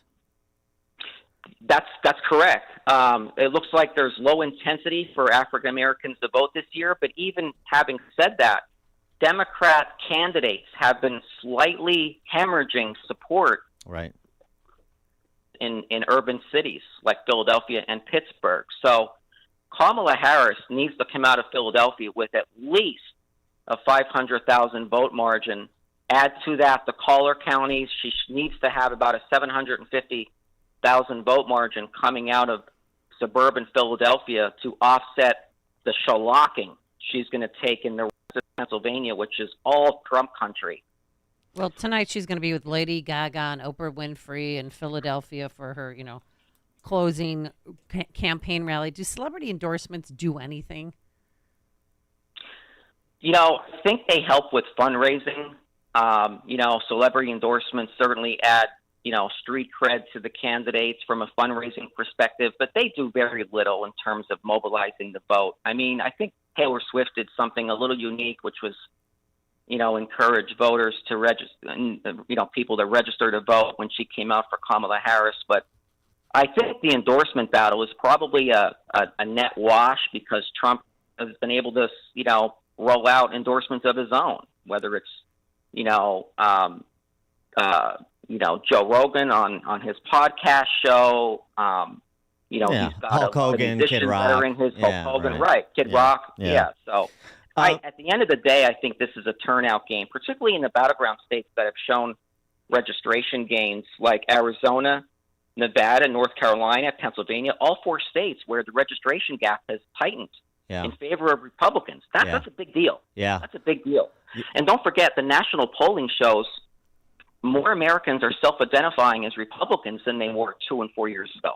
That seems to suggest, a pathway for Donald Trump, because that's a big deal. We track the percentage of Americans that self-identify as being Republican, Democrat, or Independent. 2 and 4 years ago, Democrats were leading in that question. Today, Republicans are leading in it. That's a big deal. And the enthusiasm gap, generally speaking, maybe across the battlegrounds or just nationally, is that still advantage Trump in terms of the enthusiasm of his base versus hers? I think it's tied. I really don't think Trump has the enthusiasm gap that he used to enjoy when Biden was in the race. Our polling shows Democrats just as enthusiastic to come out and vote against Trump as are Republicans coming out to vote for Donald Trump. So this really does come down to a turnout game. Mm-hmm. We do have polling that suggests Harris has got the advantage in states like Michigan, where, 55% of registered voters in the state of Michigan are Democrats. That's just a tough blue wall state to crack. If he wins Michigan, he wins all of it. Jim Lee, pollster and CEO of Susquehanna Polling and Research. Jim, thanks so much for your time. Appreciate your insights. Oh, you're welcome. Have a great day, you guys. Yeah, thank you. And he joined us on our turnkey.pro answer line. There's only one radio show in Chicago talking about today's biggest stories and telling you what they really mean. That show is this one, Chicago's Morning Answer on AM 560, The Answer. From breaking news and weather across the country to insight from the brightest minds in conservative opinion, it's Salem News Channel, home to the biggest shows on TV, like Hugh Hewitt weekdays at 6 a.m. Eastern, followed by Mike Gallagher at 9. Join SNC, where facts are sacred, critical thinking is celebrated, and the pursuit of truth is unwavering. Watch Salem News Channel free, now on Zumo Play. Learn more at snc.tv/Zumo. $20 million. No, it's not the national debt. It's the buying spree that Fox Valley Coins is on from now until Thanksgiving. It's really the perfect storm. Gold and silver are at historic levels. Fox Valley Coins has a huge order to fill with one of their national clients. And September through Thanksgiving is always when coin dealers stock up for Christmas sales. They are especially looking for the old collector coins like silver dollars, all 1700s through early 1900s coins. All kinds of gold, from broken jewelry to gold bars to old coins, U.S. and foreign. All kinds of silver, from sterling silverware to old coins and bars to Franklin Mint items. They can pay cash or check, and we make house calls on larger deals prior to Thanksgiving. Fox Valley Coins, one light north of I-88 at the Naperville-Warrenville border. They'll make free, no obligation offers. Make that 20,000,001 reasons to go to Fox Valley Coins now. They give free in-store offers on your items. AM 560, The Answer. All right, coming up on Chicago's Morning Answer. Kamala in Michigan, very different than Kamala in Pennsylvania when it comes to Israel. We'll start there with Stephen Bucci, 707. Different ads for different people. But now let's head into the newsroom. Here's Mike Scott. Rain outside, and it is gumming up your ride to work on this Monday morning. The Bears were routed by the Cardinals. One Chicago firefighter seriously hurt after a horrific fall while battling a blaze. 2 students test positive for tuberculosis at Elmhurst University, and a man trapped under a tractor seriously hurt after a bridge collapses in Woodstock. Blackhawks beat the Ducks Ian Happ wins a Gold Glove. WIND Chicago News Time, 7 o'clock. It's the final day of the campaign. I'm Dave Anthony, Fox News. Tuesday, you have to stand up and tell Harris that you've had enough. You can't take it anymore. Former President Trump last night in Georgia. He'll go to 3 more toss-up states today, starting with a rally in a few hours in Raleigh, North Carolina, where Trump supporters have lined up since 3 a.m. I love him. He reminds me of my dad. He's a good businessman, and he means what he says. He loves us. There will be a final Trump rally in Grand Rapids, Michigan tonight after he campaigns in Reading and Pittsburgh, Pennsylvania. That's the state where Vice President Harris will crisscross today. Let us remember that your vote is your voice, and your voice is your power. That was at a Harris rally in Michigan. In Pennsylvania, Harris will stop in Scranton, knocking on doors, meeting voters, and end with a star-studded rally in Philadelphia with Oprah by her side. The vice president will also be in Pittsburgh and Allentown, where Fox's Brian Yennis is. Her ground game is really about flooding the zone, and that is exactly what they have been doing. While the Trump campaign is going after low-propensity voters, the Democrats are really relying on just sheer numbers. For instance, 90,000 volunteers have knocked on 3 million doors in the battleground states over the last week. A lot of Americans won't be going to the polls tomorrow. More than 77 million people have already cast their ballots. That is about 49% of the total number of people who voted in 2020. That's Fox's Madeline Rivera. The music business is mourning an icon.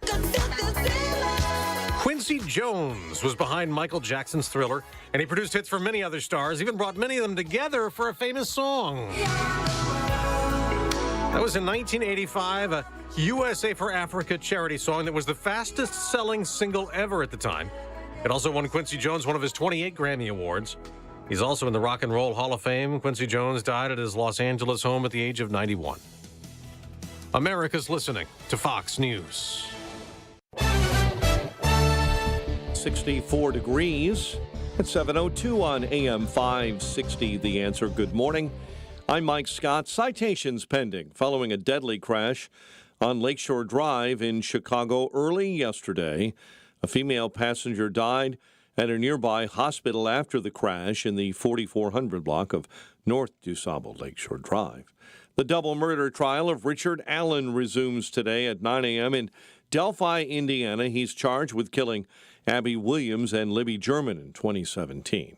The corruption trial of former Illinois Speaker Michael Madigan and co-defendant Michael McLean set to resume this morning. Former Madigan staffer Will Cousineau referred to Madigan as the ultimate decision maker 3 times during his testimony. Prosecutors asked Cousineau about legislative redistricting and campaign assignments.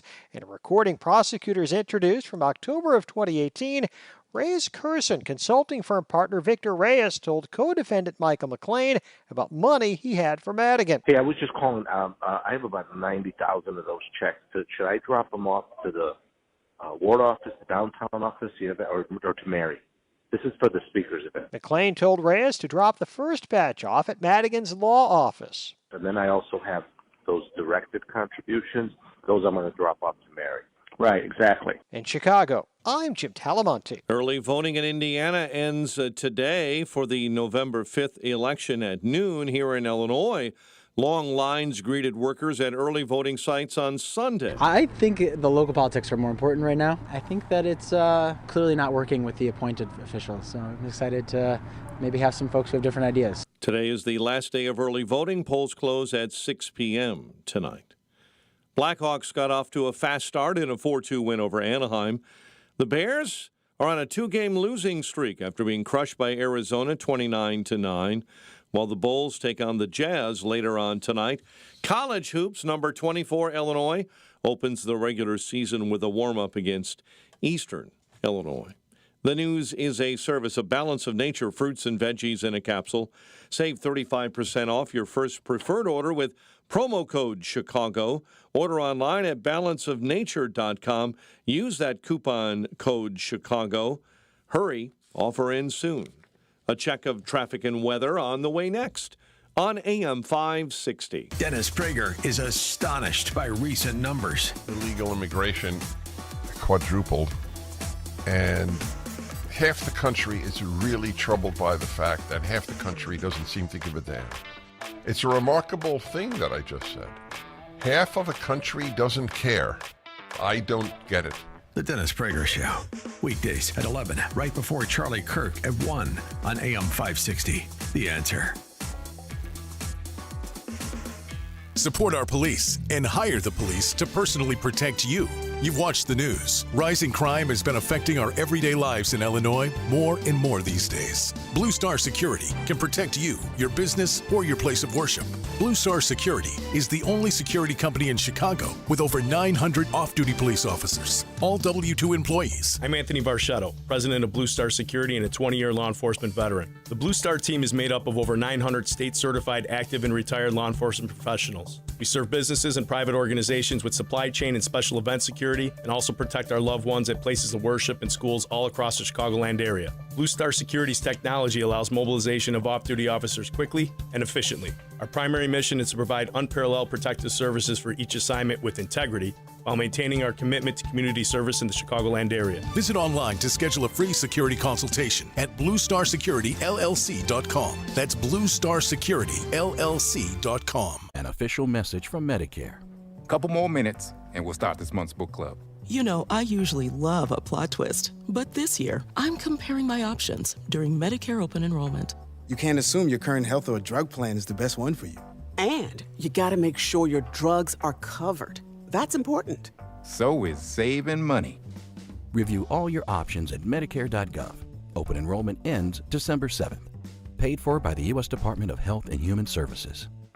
You know, the big wireless companies want you to overpay for data that you don't need, but you don't have to settle for that with Pure Talk.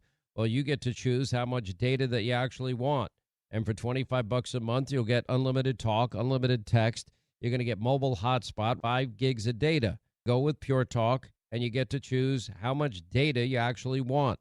Just dial pound 250, say the keyword save now, and if you do it now, you'll save an additional 50% off your first month from Pure Talk. If you're self-employed and purchase your own health insurance, I have some great news. From now until January 15th, the health insurance exchanges are open again. And even if you've never qualified for a health insurance subsidy before, you most likely will now. The American Rescue Plan expanded subsidy eligibility to millions of Americans who have never qualified before, even to those with high income levels. And this year, you can purchase a multi-state PPO policy, which includes access to Northwestern Medical Group, as well as other teaching hospitals around the nation.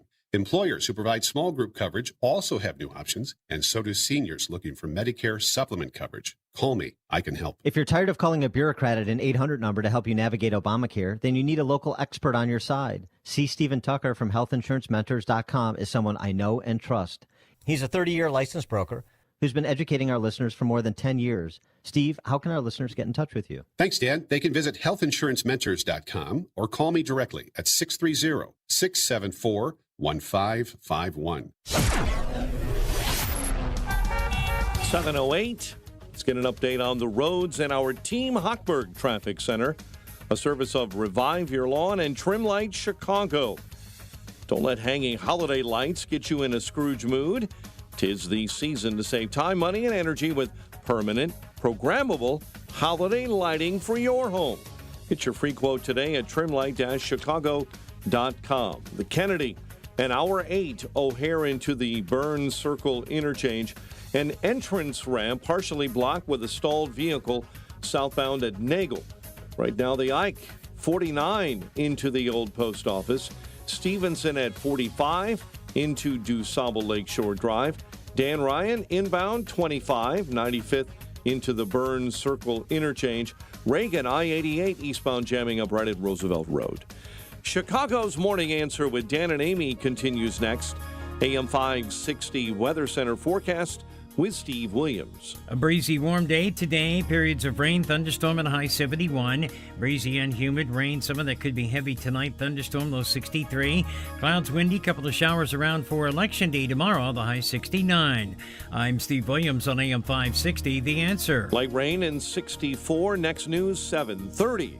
Chicago's Morning Answer continues next on AM 560. The Answer. This hourly segment is sponsored by TJ Stearns Financial Planning. Certified financial planner Tim Stearns holds a weekly discussion of the financial challenges to secure retirement. Listen Saturday at noon for Protect and Grow with Tim Stearns. Now, from the Signature Bank Studios. This is Chicago's Morning Answer with Dan Proft and Amy Jacobson on AM 560. The Answer.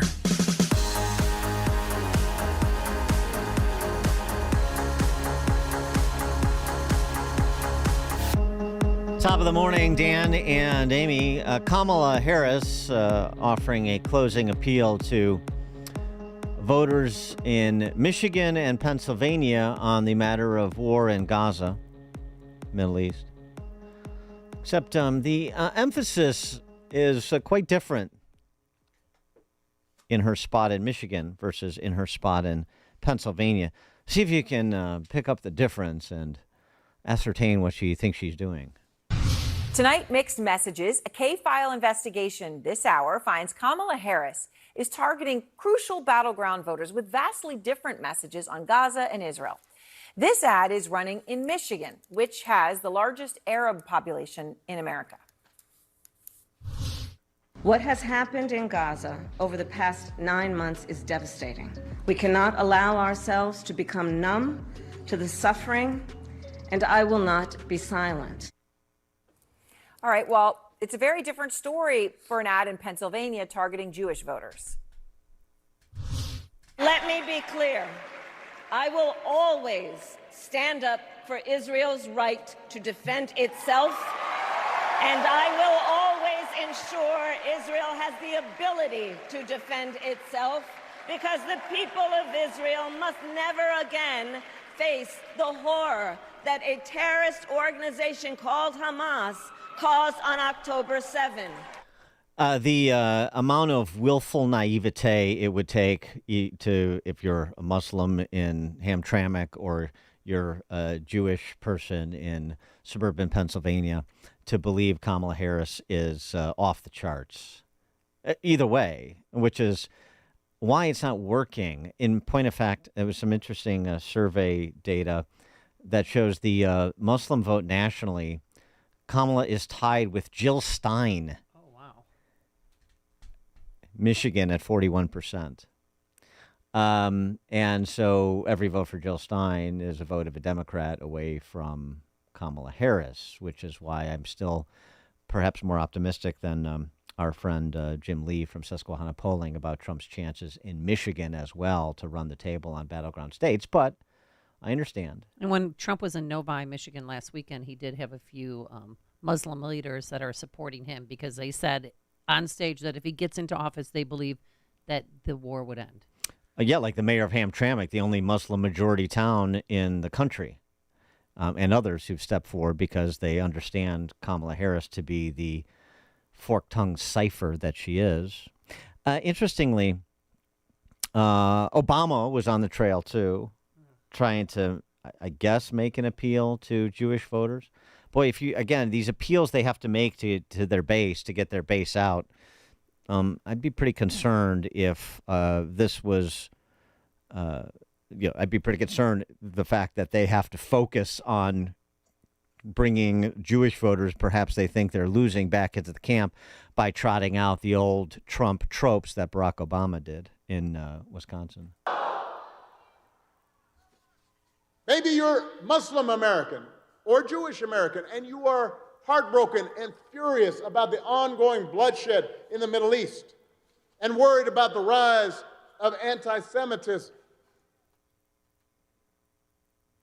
Why would you place your faith in somebody who instituted a so-called Muslim ban, who sat down for pleasantries with Holocaust deniers, who said that there were very fine people on both sides of a white supremacist rally? But then on the flip side, Bill Clinton on the trail for Kamala.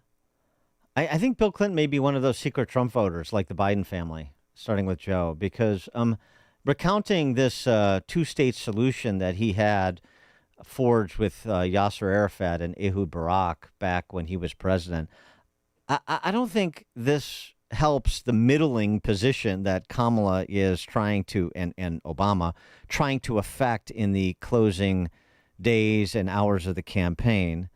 I don't see how this helps, but maybe I'm just not sophisticated enough. Take a listen.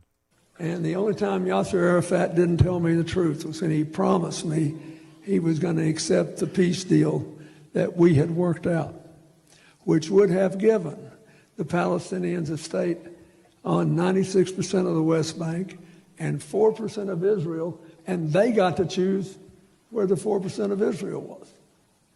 So they would have the effect of the same land of all the West Bank. They would have a capital in East Jerusalem. They would have I can hardly talk about this. And they would have equal access all day, every day, to the security towers that Israel maintained all through the West Bank up to the Golan Heights. All this was offered, including, I will say it again, a capital in East Jerusalem and 2 of the 4 quadrants of the old city of Jerusalem, confirmed by the Israeli Prime Minister Ehud Barak and his cabinet. And they said no. And I think part of it is that Hamas did not care about a homeland for the Palestinians. They wanted to kill Israelis and make Israel uninhabitable. Well, I got news for them. They were there first. Before there was, their faith existed, they were there. In the time of King David, and the southernmost tribes had Judea and Samaria. Yeah, that's true. But again, I don't know how that helps bring MF or Spice, the pro-Hamas congresswoman from Michigan, the Detroit area. That would be Rashida Tlaib. I don't know how that brings her back into the fold. She's refused to endorse Kamala. I don't know how that brings the Muslim American mayor of Hamtramck, Michigan, into the fold. It's very, very strange. I mean, Clinton is right. He's right about Hamas, but he's taking a decidedly pro-Israel position, which is something that Kamala has definitely avoided. Very interesting. For more on all of this, we're pleased to be joined by Stephen Bucci for our weekly conversation. Bucci served America for 3 decades as an Army Special Forces officer and top Pentagon official, visiting fellow in the Heritage Foundation's Allison Center for Foreign Policy Studies as well. Stephen, thanks for joining us. Appreciate it. It's always my pleasure to be on the show. Thank you for having me back. The story that Bill Clinton told about how close that he alleges they were to a 2-state solution in Israel. I mean, first of all, I have a problem with some of what he said, like the only time Yasser Arafat ever lied to me. Yasser Arafat was a terrorist and a liar by trade, so I very much doubt that was true. But your reaction to this discrepancy between a couple of former presidents out stumping for Kamala? Well, Bill Clinton's obviously a little further back in the process. For those of us that remember when Clinton got there and we realized, wow, this guy is really liberal. This is going to change our direction of our country. And now we look back at him and say, man, I wish if we got to have a Democrat, give us somebody like Bill Clinton, because he's actually pretty reasonable compared to Barack Obama and Kamala Harris. But look, Barack Obama's flat lying. Every one of those points in that speech have been completely refuted, not by Trump sources, but by Democrat sources in the past. But he trotted them out all day and does his typical dramatic presentation, and he's lying. Clinton, maybe because he's getting a little old and getting closer to his final time, that he felt compelled to at least be relatively truthful about the attitude of the folks on the other side of the Israeli-Palestinian confrontation. And he told more of the truth. I'm with you. Look, Harris she doesn't even make any sort of effort to blend those two completely opposed viewpoints that she gave as she moves from one state to another. That's shameless. It is horrific that she thinks she can get away with it, and those audiences are going to believe it. Frankly, I think there will be some that will believe it, which is sad. People need to look at what's being said, test it, and, normally that was the job of the press. They call people out on that sort of stuff. But, you guys are doing it. There's some other outlets doing it. But the legacy mainstream press, no way in the world. In fact, they double down on it and put focus on anything former President Trump says that's even a little bit out of line with anything, or they twist what he says to get it out of line. But with Harris, it's just a free pass. I wanted to get your reaction to H.R. McMaster, General McMaster. He's like all these generals out with a book. And so he sat down with the preternaturally jejune Margaret Hoover on Firing Line, which is, I can barely bring myself to call her program that. It seems like an affront to the late, great William F. Buckley. But anyway, McMaster had this to say about Trump and his disruptive character, and sort of the two sides of it he gave, sort of the disruptive innovator, but the disruptive innovator that sometimes gets in his own way. And I wanted to get your reaction to as to whether or not you think this is a fair, constructive critique of Trump's geopolitical policymaking. In the book, I describe, sort of the fragility of his ego, and the need for affirmation. This is not a newsflash to anybody, but one of the ways that people would try to manipulate Donald Trump is they would say, hey, this will make you look weak, or this will alienate your base. And what he really wants is that affirmation. And if there's a threat that could be taken away from him, he had a tendency to kind of disrupt himself. He would oftentimes make really solid decisions that others maybe wouldn't make. I mean, I think, for example, the move of the U.S. Embassy to Jerusalem, right? That many presidents have said they were going to do that, but nobody ever had. Nobody ever had. And you think he did that out of reasons for ego? No, I think he did that because of his disruptive nature and his tendency to question conventional wisdom, which is positive. But oftentimes he would be so disruptive, he would disrupt his own agenda. For example, as you mentioned, burden sharing, right? Everybody can sign up for that. Of course, our allies should shoulder their fair share of the burden on defense. But then to go further and say, well, if you don't pay up, we might not defend you, that delivers kind of a psychological blow to the alliance and emboldens somebody like Vladimir Putin, who would like nothing more than to divide the NATO alliance. So again, it's kind of a story of him, his disruptive nature, and I think all of us would agree, right? Everybody would agree. There's a lot in Washington that needs to be disruptive. But of course, the sad part of the story is that he tends to become the antagonist in his own story. Stephen? Look, H.R. is a brilliant guy. He at least had the sense to acknowledge that Trump's disruptive nature, which there's a bunch of us that think that is a very positive thing. He does things differently. He responds differently to the stimulus that's given him in Washington than any other president we've ever had. And the vast majority of the time, it worked out very well, particularly in a foreign policy area. But he lets his establishment roots pop back in when he talks about the burden sharing argument.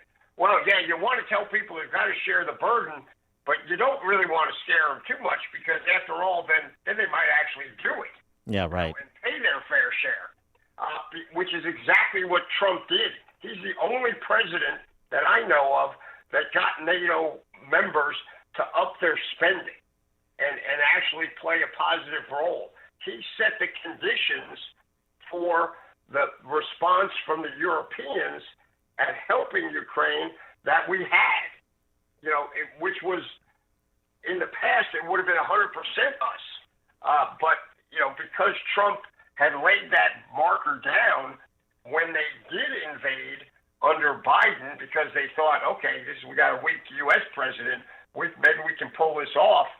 The Europeans were then ready to at least step forward to a much greater degree than they ever had before. I thought they were going to fold like a house of cards. They didn't. They stood up. That was because of what Trump did during his administration. So H.R. saying that was a negative thing.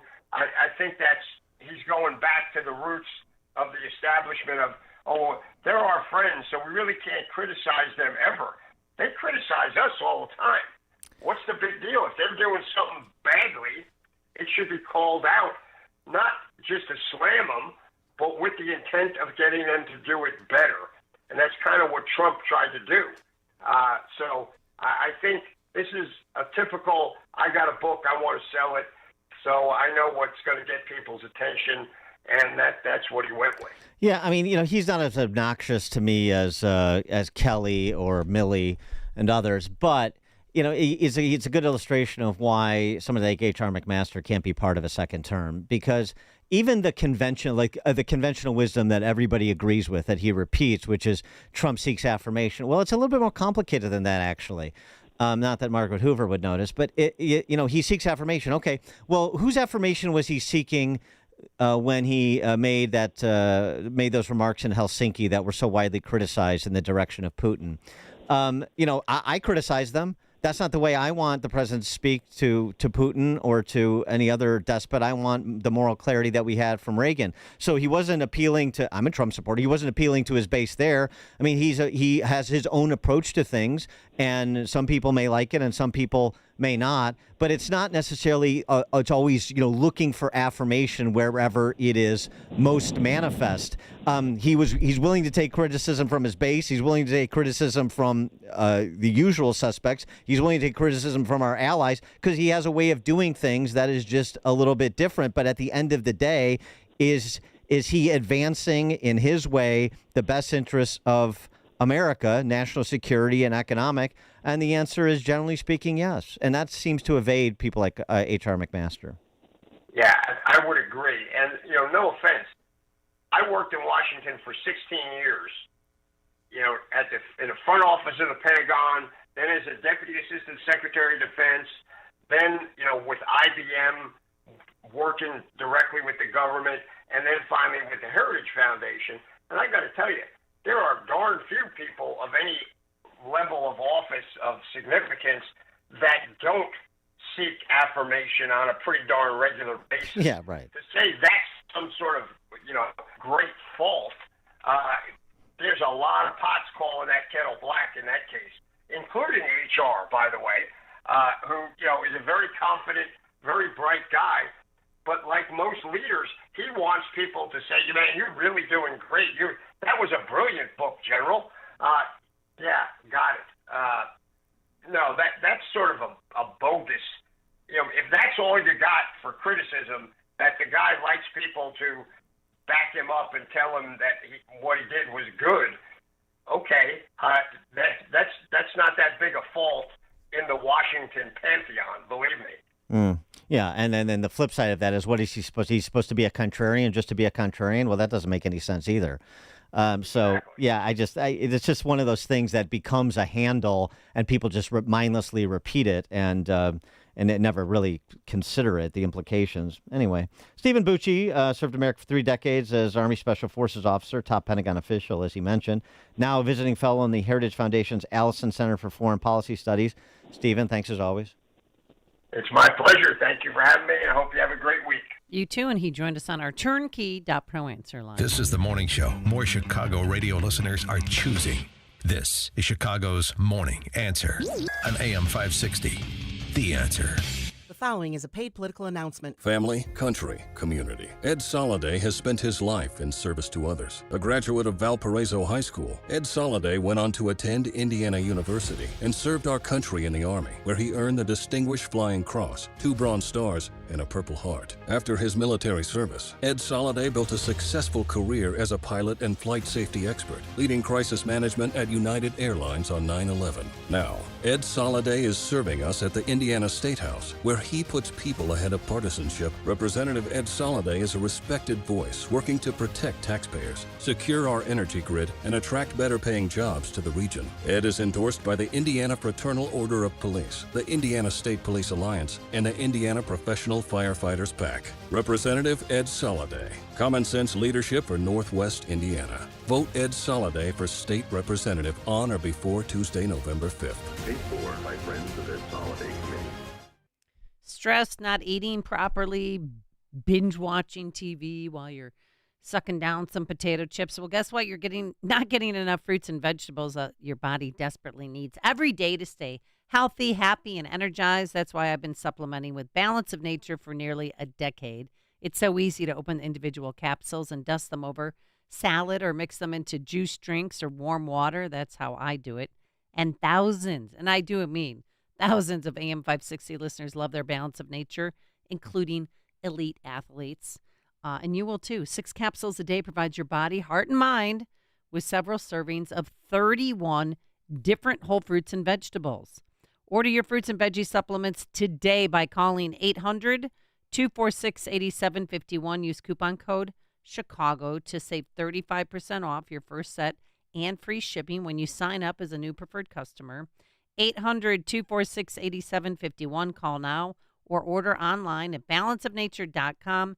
And be sure to use coupon code Chicago to save 35%. This is David Hochberg with another emergency mortgage update and scam alert. I want to educate listeners about closing costs and discount points. On average, closing costs to refinance your home are approximately $2,500. If you're being charged more than $2,500, you're being overcharged. Now let's address discount points, which are extra costs lenders add to your closing costs to lower your rate. Rates are in the 6s today, not in the 5s. If you're getting quoted a rate in the 5s, you're getting charged excessive and unnecessary fees to refinance. Let's review. If you're getting quoted a rate in the 5s, you're paying excessive and unnecessary fees. Call Team Hochberg now. Not when you get home, not tomorrow, not next week. Now for a free mortgage review at 855-563-2843 or visit 56david.com. That's 855-563-2843 or visit 56david.com. Lower.com, equal housing lender, NMLS 1124061. AM 560, The Answer. By the way, big endorsement for Kamala Harris, talking about Israel as we were. Richard Spencer, an avowed racist, anti-Semite, admirer of Nazism, endorsed Kamala Harris. He's the individual credited with coining the term alt-right when he was a featured speaker at that rally in Charlottesville. Called Harris the, quote, best manager of the American empire, unquote. Why? Because he hates Trump for supporting Israel. Okay. So there you go. Richard Spencer, I wonder if he'll be featured at one of these rallies with J-Lo or Lady Gaga. Lady Gaga and Oprah tonight. Well, maybe Spencer can make a surprise appearance, join his fellow travelers. All right, coming up on Chicago's Morning Answer. 7:37, we'll check in on Michigan when Nolan Finley, the editorial page editor of the Detroit News, joins us. That's 7:37. But now let's head into the newsroom. Here's Mike Scott. 7:33 outside, rain showers and gray skies, and the clock is winding down on former President Trump, who spent yesterday campaigning in Pennsylvania, North Carolina, and Georgia, while running mate J.D. Vance, along with other members of Team Trump, held events. They spend all this money on machines, and they're going to say, we may take an extra 12 days to determine. And what do you think happens during that 12 days? What do you think happens? As for Team Harris, running mate Tim Walz and former President Obama, among others, rallied while the vice president attended a church service in Detroit. So, church, we have 2 days. 2 days until we decide the fate of our nation. Also this morning, an FCC commissioner is blasting Vice President Harris's surprise Saturday Night Live appearance. In a post on X, Commissioner Brendan Carr called the appearance a clear and blatant effort to evade the FCC's equal time rule. So, on Sunday, former President Trump was given ad time during an NBC NASCAR broadcast and afforded 60 additional seconds of campaign time during Sunday Night Football. Boeing machinists will be voting today on a new contract. No deaths have been reported, but wide-scale damage in Oklahoma after a weekend of tornadoes. Citations are pending following a deadly crash on DuSable Lakeshore Drive in Chicago. A female passenger died at a nearby hospital after yesterday's crash.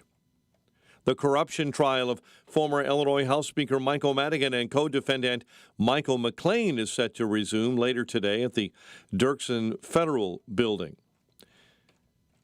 And health officials in DuPage County are investigating multiple cases of TB tuberculosis at Elmhurst University. 2 students tested positive for the contagious infectious disease late last week. The pair has been isolated under medical supervision. The Bears crushed by Arizona 29-9. Blackhawks skate past Anaheim 4-2. They host the Red Wings on Wednesday, and the Bulls host the Jazz later on tonight. The news, a service of Balance of Nature fruits and veggies in a capsule. Save 35% off your first preferred order with promo code Chicago. Order online at balanceofnature.com. Save 35% as a preferred customer. Hurry, offer ends soon. A check of traffic and weather on the way next on AM 560. The Larry Elder Show. Would you have done something differently than President Biden during the past 4 years? There is not a thing that comes to mind in terms of, and I've been a part of most of the decisions that have had impact. People want change. They want this to be a change election. You're part of the administration. Nothing comes to mind. The Larry Elder Show. Weeknights at 8, right before Sean Hannity at 10 on AM 560. The Answer. Hey guys, Dan Proft here. Fellas, if you're feeling at a loss for energy, it could be low testosterone. That's right, it affects our moods. Testosterone therapy, or TRT, can help you get back to your best. But guys have different T levels. We're not all the same. So don't go for TRT referred to as a standard dosage plan. Ask. Look for TRT with an optimized personal treatment plan like you'll get with the experts at Low T Center. They provide advanced therapy and with more than a decade of experience. So go to lowtcenter.com to book your appointment online. That's lowtcenter.com. Low T Center, reinventing men's healthcare. The following is a paid political announcement. Family, country, community. Ed Soliday has spent his life in service to others. A graduate of Valparaiso High School, Ed Soliday went on to attend Indiana University and served our country in the Army, where he earned the Distinguished Flying Cross, 2 Bronze Stars, and a Purple Heart. After his military service, Ed Soliday built a successful career as a pilot and flight safety expert, leading crisis management at United Airlines on 9/11. Now, Ed Soliday is serving us at the Indiana State House, where he puts people ahead of partisanship. Representative Ed Soliday is a respected voice working to protect taxpayers, secure our energy grid, and attract better-paying jobs to the region. Ed is endorsed by the Indiana Fraternal Order of Police, the Indiana State Police Alliance, and the Indiana Professional Firefighters PAC. Representative Ed Soliday. Common sense leadership for Northwest Indiana. Vote Ed Soliday for state representative on or before Tuesday, November 5th. Paid for by friends of Ed Soliday Committee. If you're experiencing low energy, brain fog, or bloating, then your body might need a detox. Active Liver from New Nordic makes it easy to help your liver to detox your body all year long without major changes to your diet or lifestyle. 7:37. Let's get a check on the roads. Team Hochberg Traffic Center time is a service of almostfreeteeth.com. What if you could save an average of 90% for dental implants and get 100% of that smile back with a Blue Cross Blue Shield PPO or FEP? It's possible. Check if you qualify, almostfreeteeth.com. I-80 westbound remains shut down between I-55 and the Manuka interchange after a semi rolled over and spilled about 43,000 pounds of cornstarch. Crews are still working to upright that semi. 8094, Lake County, Indiana. Accident, right lane block westbound at Grant. Chicago's Morning Answer with Dan and Amy continues next. AM 560 Weather Center forecast.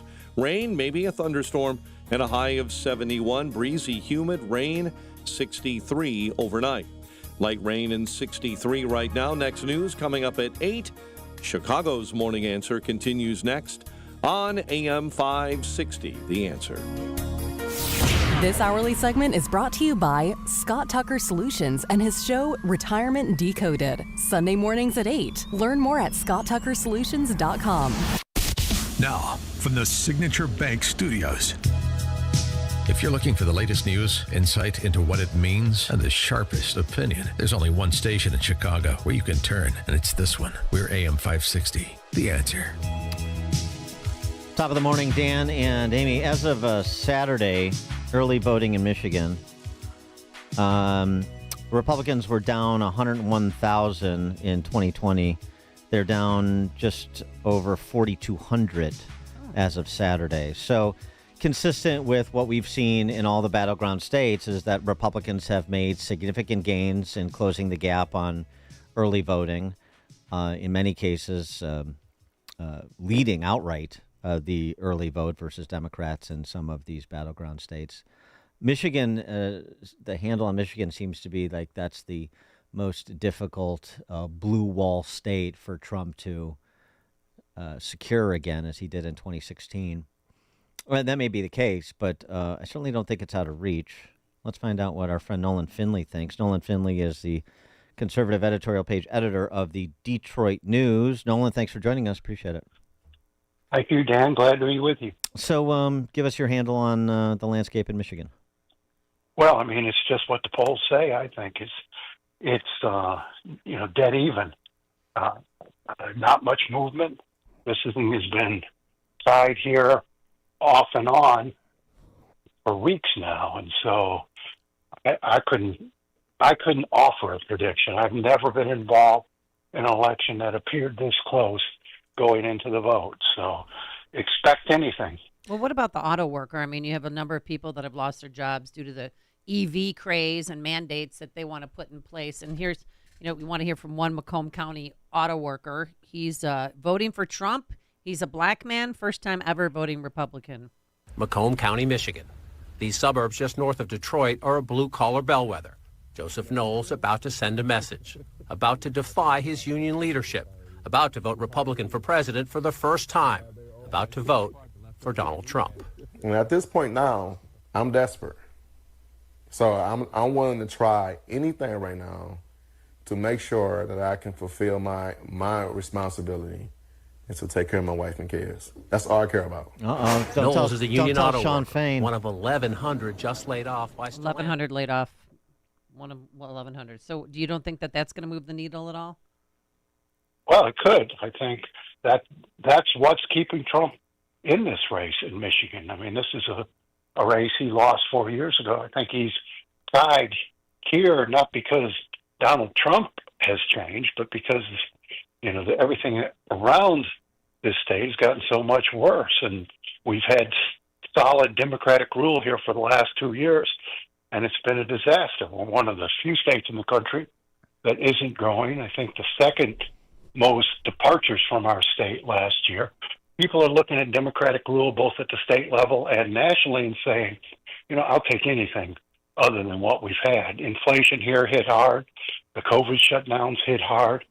And people are weary. They're tired of it, and they're making their voices heard, I would suspect. Now, whether or not there's enough of them to push Trump over the top here, there's been, a lot of shenanigans, if you will, or at least thumb on your scale. Our Secretary of State, a Democrat, kept Robert Kennedy on the ballot, even though she didn't have to, and even though he asked to come off. And so instead of presenting an accurate ballot to voters, she presented one with a candidate who's not even in the race anymore, but who was polling about 4% in our last poll.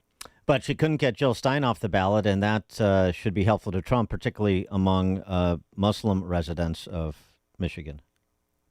And that could make the difference. Muslim Americans, Arab Americans are very angry in this election, very angry at the Biden administration. And whether they vote Republican or not, from Donald Trump's perspective, isn't what's important. Whether or not they vote for Harris, and I don't think they will. And they, Rashida Tlaib, it's not that she's a factor. She's just reflective of the factor, right? Well, she'll win going away tonight, which, she's my congressman, and, that baffles me. But, I don't know that she has the influence she had, but she's certainly an influential voice.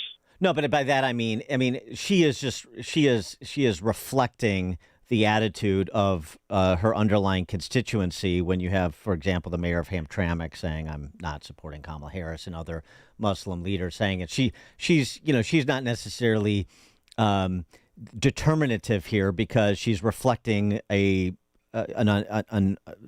feeling of being unsettled among her constituents, right?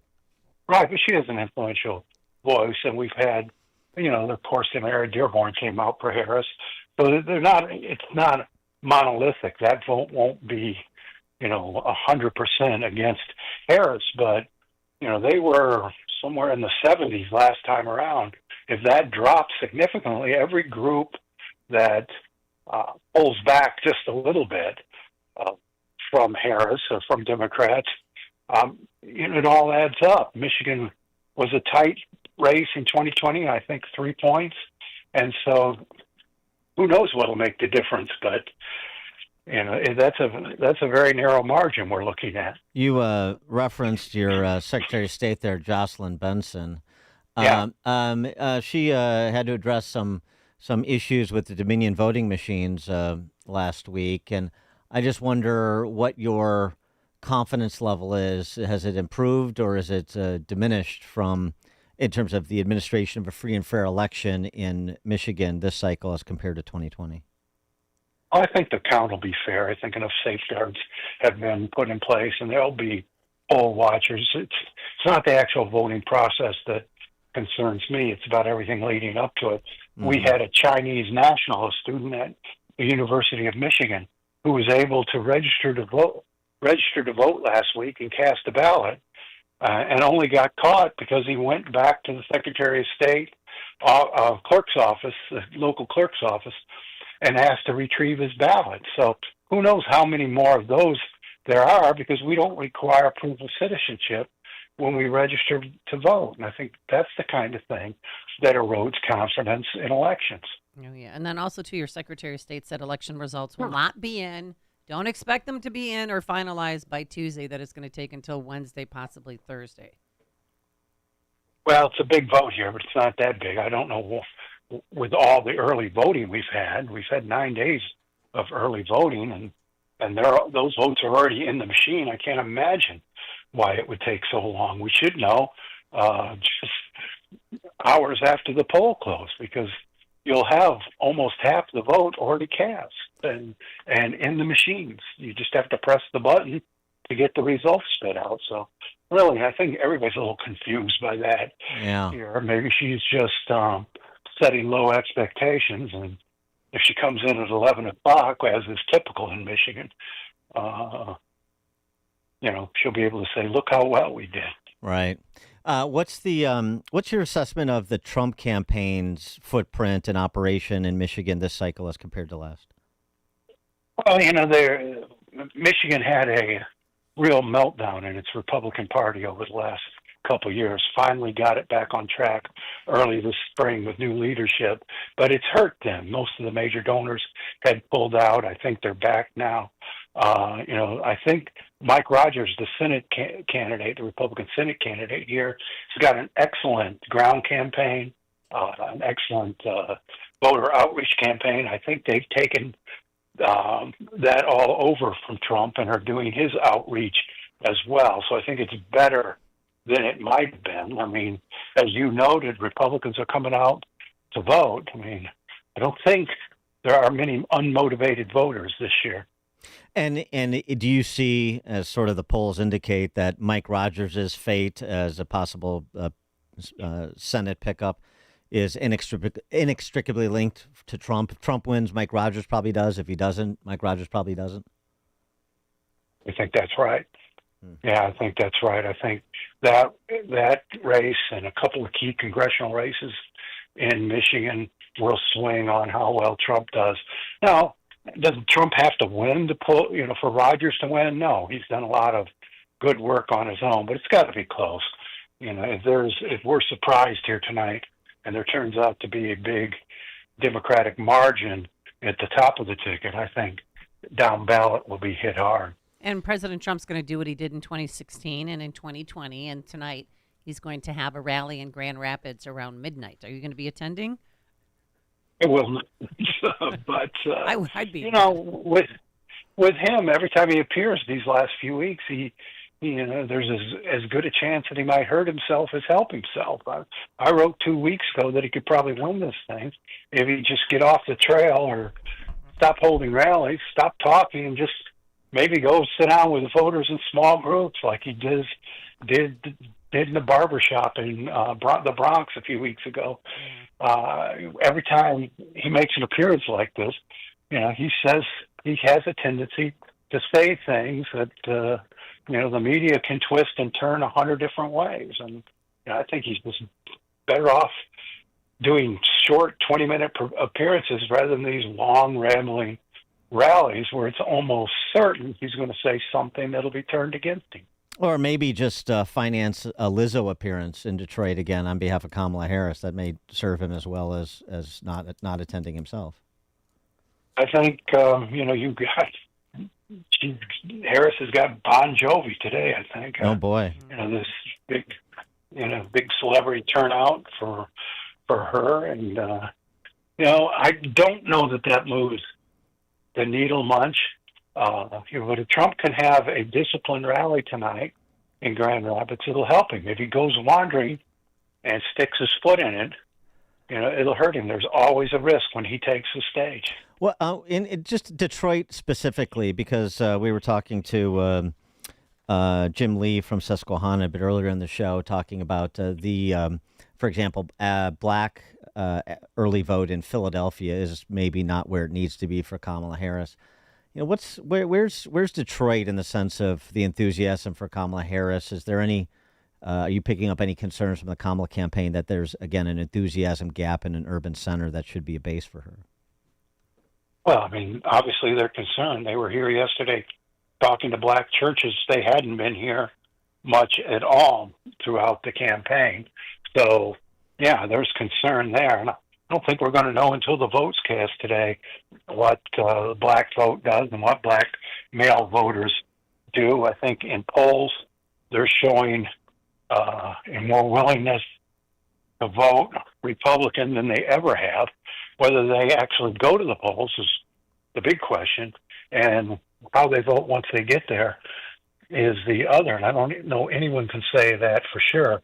But if they vote Republican in the numbers that have been suggested by some of the polling, I think it's hard then, particularly without the Muslim vote, it's hard for Kamala Harris to win here. But, you're also going to have a whole lot of ballot harvesting by Democrats on university campuses today. It's already, or tomorrow, and it's already going on. So who knows what they'll do to counter their losses. Nolan Finley, conservative editorial page editor of the Detroit News. Nolan, thanks for joining us again. Appreciate it. Thank you all. Appreciate you. Yeah, thank you. And he joined us on our turnkey.pro answer line. This is Chicago's Morning Answer. Your show keeps me alive during the week. There's nobody I'd rather listen to between 5 and 9 in the morning than you guys. On AM 560, The Answer.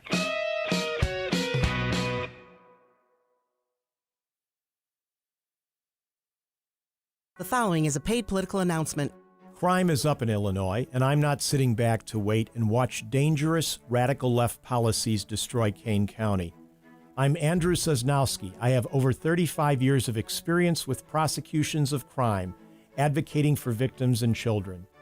I'm the independent prosecutor in the race for Kane County State's Attorney, and I will work to end cronyism in the office.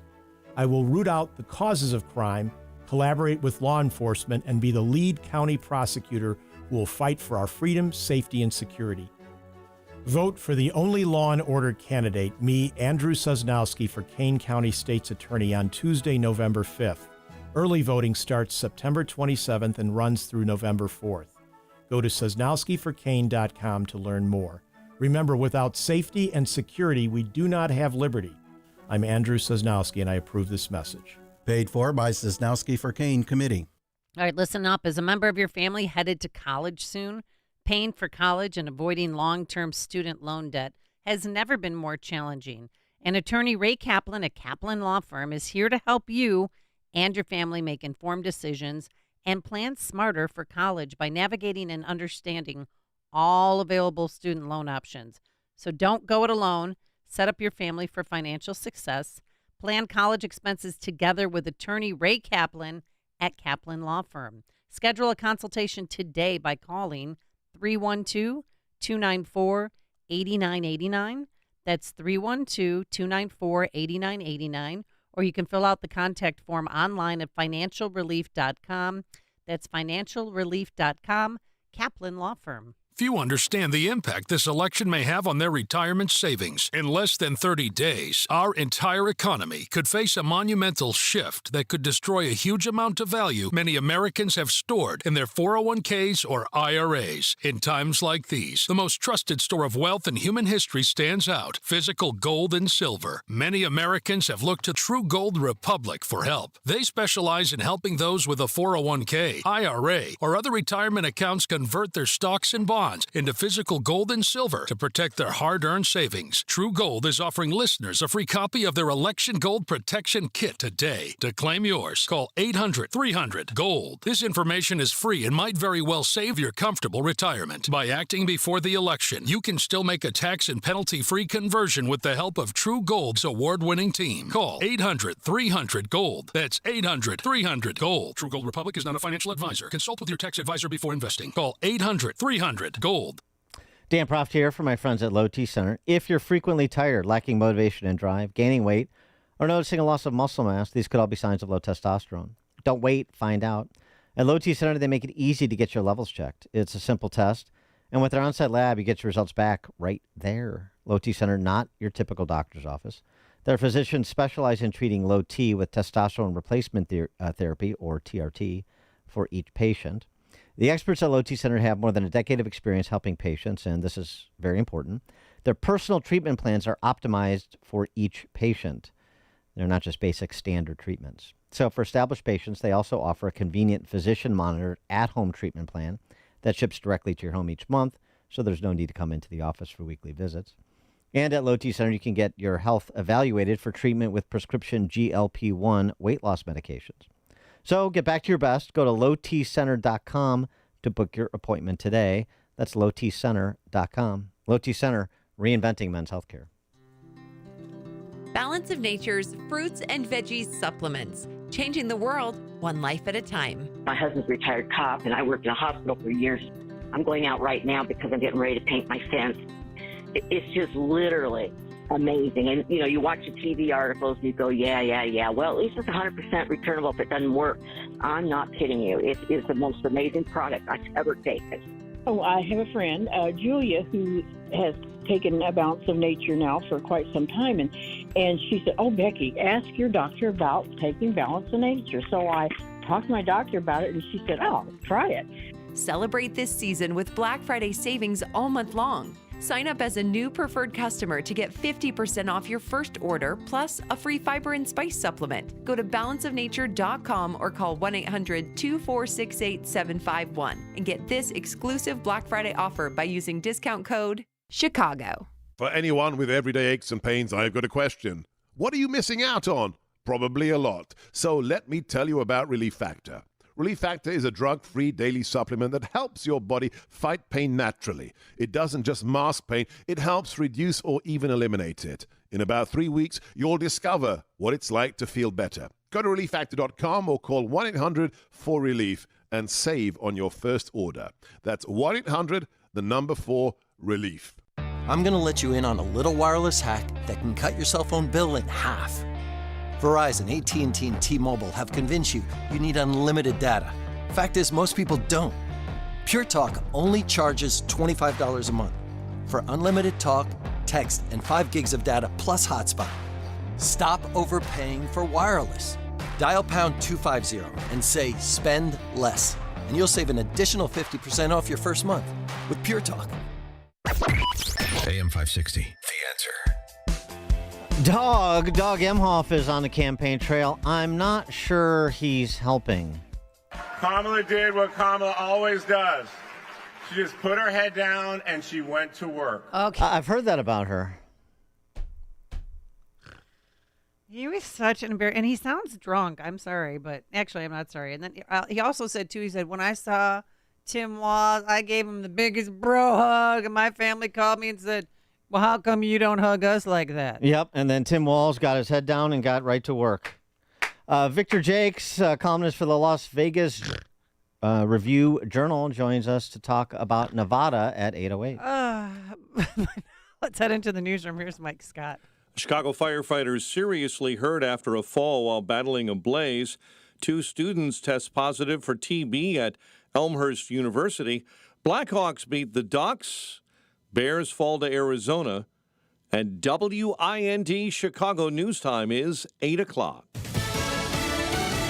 We have one last day to make up our minds. I'm Dave Anthony, Fox News. One last day before the election. To be honest with you, I'm still weighing it. She's in Bucks County, Pennsylvania. My mind wants to do one thing, my heart wants to do another thing. So it's a struggle. It's an interior, a struggle. Vice President Harris will spend the day crisscrossing her state, going from Scranton to Allentown to Pittsburgh to Philadelphia, ending her campaign with a star-studded rally tonight with Oprah on stage with the vice president. In these final hours, let us remember that there is power in knowing that we are together. That was Harris at a rally last night in Michigan, where former President Trump will end his campaign tonight with a final rally in Grand Rapids. Under my leadership, we are quickly going to turn this economic nightmare into an economic miracle. That was in Georgia. The former president will also go to Pennsylvania today, rallying in Reading and Pittsburgh. His first event is in an hour in Raleigh, North Carolina, where this Trump supporter was among many lined up for hours. There must be an incredible love for this country to do what he's doing, and that's what we felt in 2016. We're feeling it today. Fox's Aisha Hosni reports from Raleigh. It's like mind-blowing how many people, more than half the state, I want to say 50, probably even higher percent, has already voted.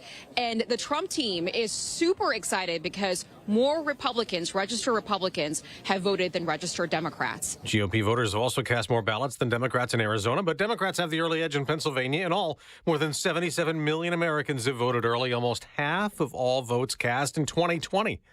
A legend in the music business has died, Quincy Jones. He produced Michael Jackson's Thriller, worked with many other stars, from Ray Charles to Frank Sinatra, made award-winning music for movies and TV shows as well, like Sanford & Son. Quincy Jones won 28 Grammys, was in the Rock and Roll Hall of Fame. He died in his Los Angeles home at the age of 91. America's listening to Fox News. 63 degrees, gray skies, and light rain showers. Had an impact this morning on the roads. We'll get to traffic in just a moment. But first, citations are pending following a deadly crash on DuSable Lakeshore Drive in Chicago overnight. 4 were traveling northbound when they slammed into a light pole. A female passenger died right after the accident while being transported to an area hospital. 3 others are in serious condition. The double murder trial of Richard Allen resumes at 9 a.m. today in Delphi, Indiana. He's charged with the killing of Abby Williams and Libby German in 2017. The corruption trial of former Illinois House Speaker Michael Madigan and co-defendant Michael McClain is set to resume today at the Dirksen Federal Building here in Chicago. Here in Illinois, long lines greeted workers at early voting sites on Sunday. Today is the last day of early voting. Local politics are more important right now. I think that it's clearly not working with the appointed officials, so I'm excited to maybe have some folks who have different ideas. Chicago Board of Elections reporting about 272,194 early vote ballots and 151,883 mail-in ballots. While less than the 2020 COVID numbers, the numbers are rivaling what was seen in 2016. Bears crushed by Arizona 29-9.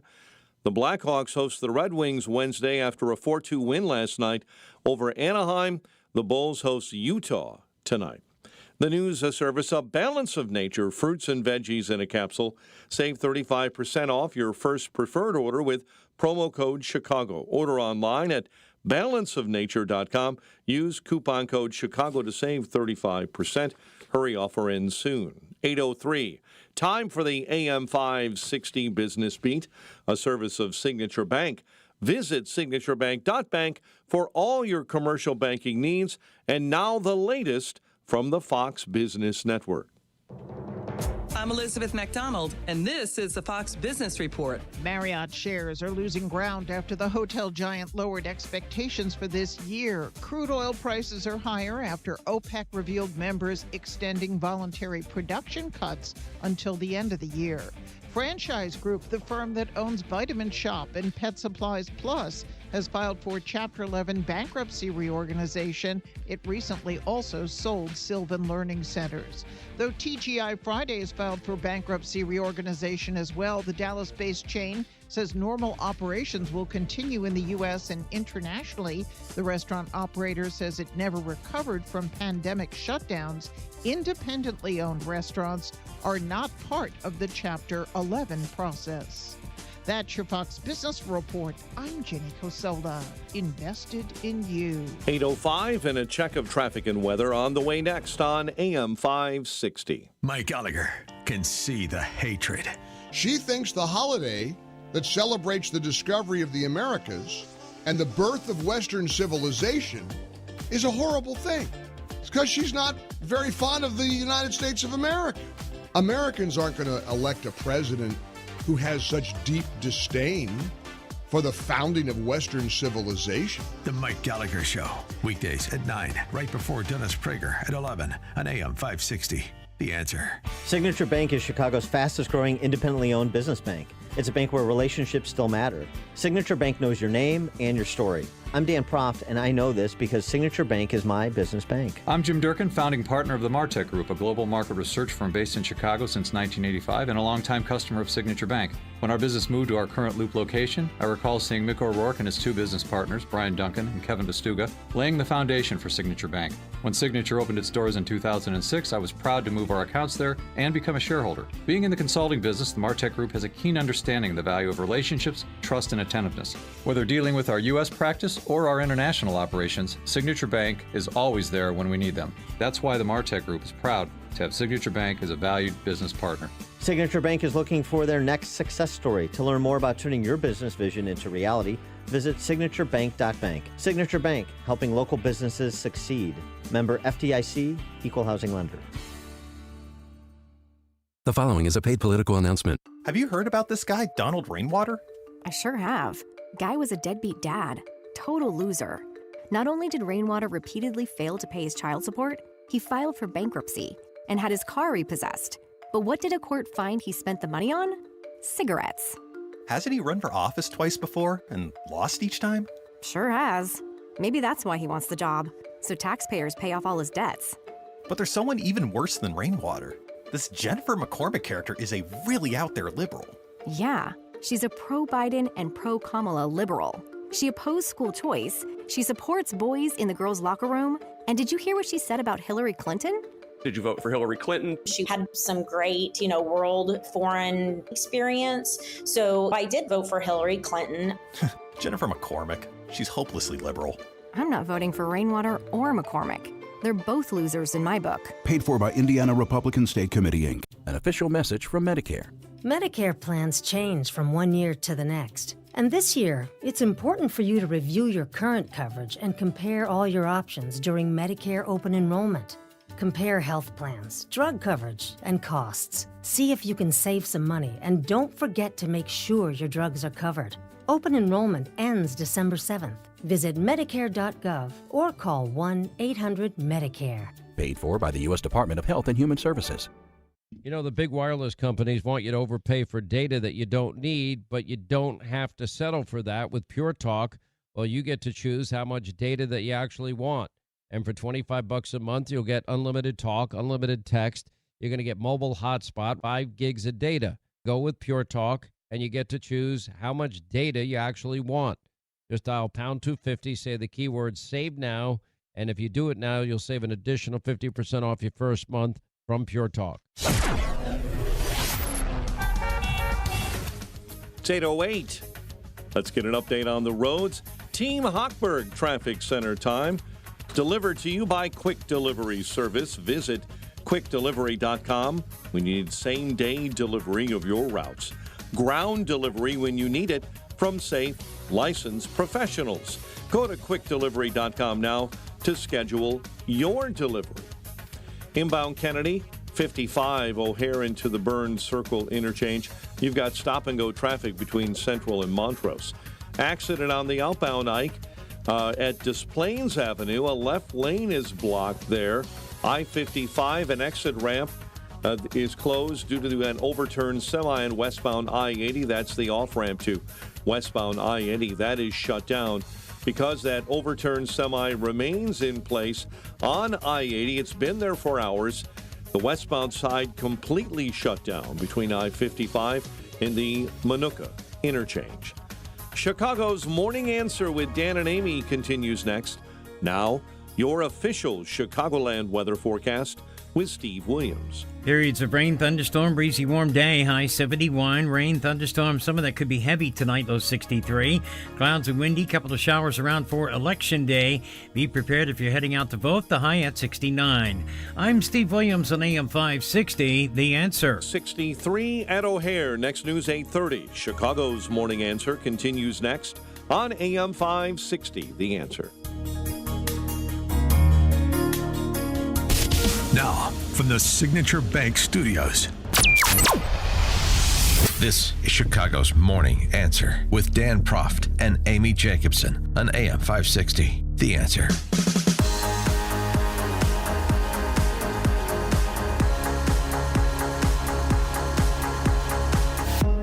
Top of the morning, Dan and Amy. We've been talking about the closing arguments of the respective sides and their allies this morning, and we haven't gotten to this one yet, but this certainly takes the prize for the most unhinged of the closing arguments, and that's really something to say in these times. The end times close, if you will. Listen very closely, and of course, it begins with 4 people sitting around a makeshift fire in a bombed-out city. It's like a scene from, a Cormac McCarthy novel, the dystopian end times. Take a listen. We weren't always like this. We had a beautiful life. The best parties. The most beautiful friends. We thought it was just another election. So a lot of us didn't vote. Why bother? Everyone knew the system was rigged. Many of us even voted for them. I know it sounds crazy now, but we didn't like Democrats back then. We were angry about the vaccine mandates and how they handled the war in Gaza and the way they wanted to censor free speech on the internet. They want unquestioned obedience. So what did we end up doing? We voted for the guys who openly said they wanted to imprison dissenters and use the military against their political opponents.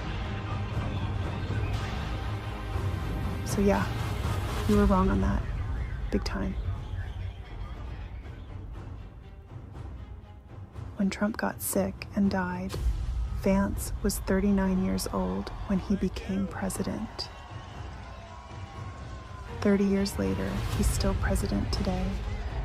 And with the Supreme Court on his side, they gave him dictatorial powers. They took away women's reproductive rights, outlawed contraception, and removed the minimum wage. Then we had repression of dissent, AI surveillance of everything we did or said on a level we couldn't imagine. The government under Vance, Peter Thiel, and Elon Musk set up concentration camps for illegal immigrants, then legal immigrants, then even homeless people. They finally admitted climate change was real, but it was too late. Florida sank into the Gulf and the West burned, and cities across the country became uninsurable, then uninhabitable. Musk and Thiel poured all of our resources into artificial intelligence so they and their friends could become immortal. I don't know what happened to them, but I know what happened to us.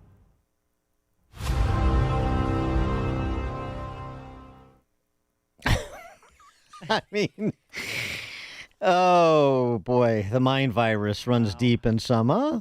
That's fun.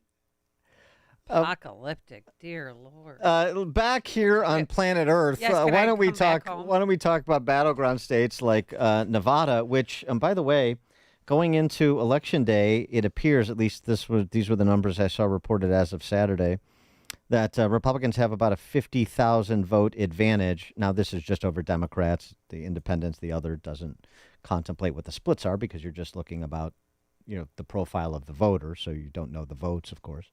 But the early vote, much improved over previous cycles in Nevada for Republicans, plus almost 50,000, it looks like. So all else being equal, based on the underlying numbers that we do know of Republicans and Democrats likely to vote for their nominee, in addition to how independents may be breaking from polling, looking at the crosstabs.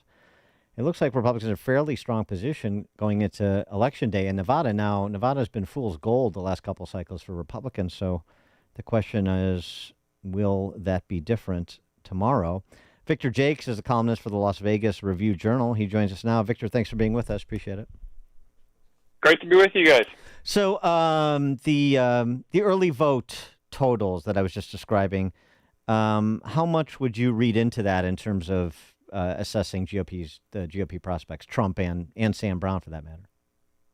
Well, for Trump, I'd read into it quite a lot. I mean, you kind of hit on it. If you look 4 years ago, Democrats were ahead around 45,000 votes at this point, and today Republicans are ahead around 43,000 votes. 43. So okay. you're looking at a 93,000 or 90,000-ish, give or take, vote swing in a state that Biden won by 34,000 votes.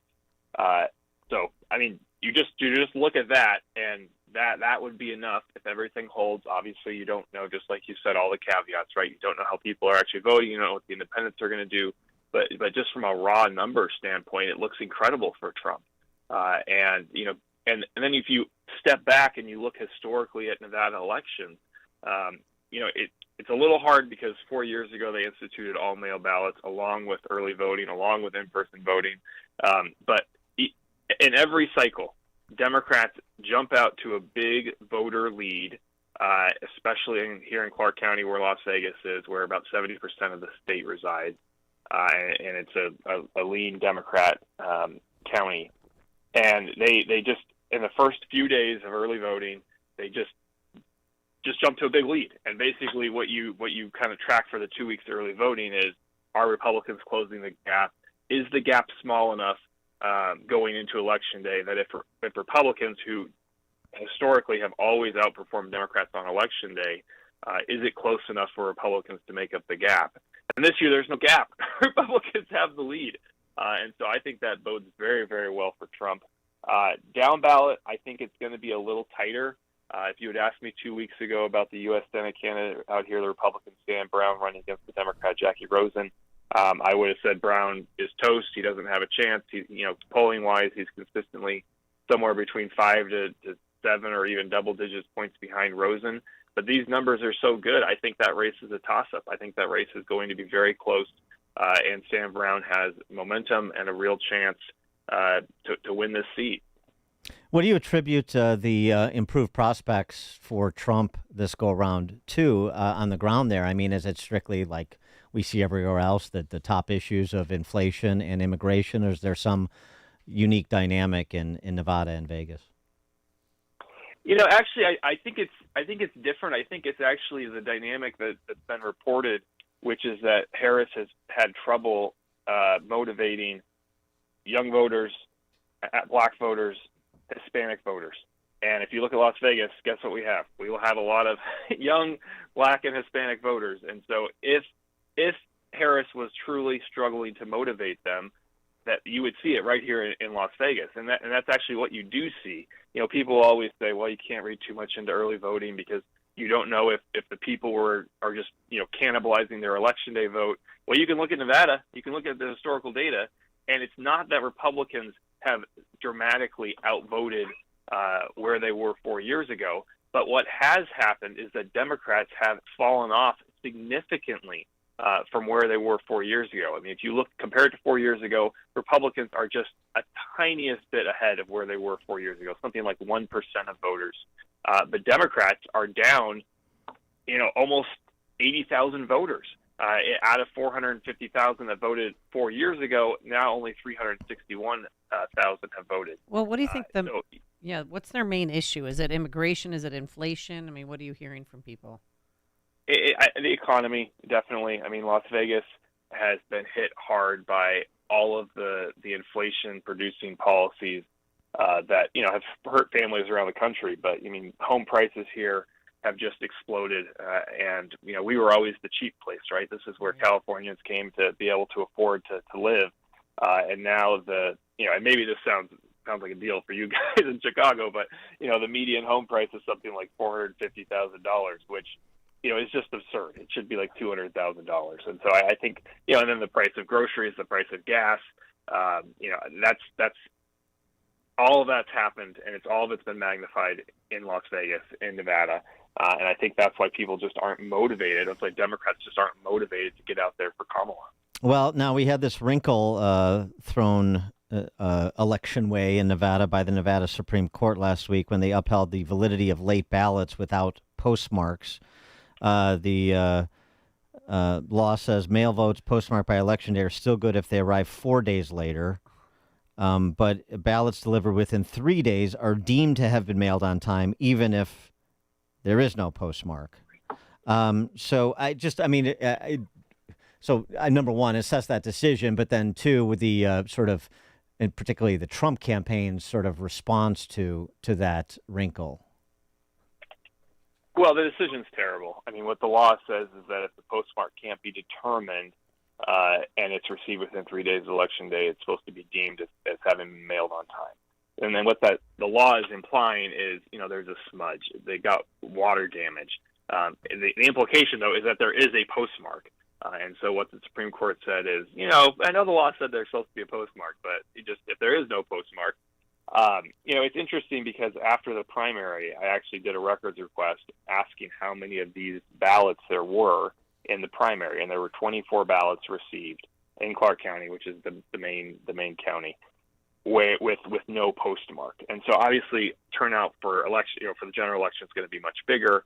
But if you see something more than a couple hundred ballots like this, then it's deeply suspicious, right?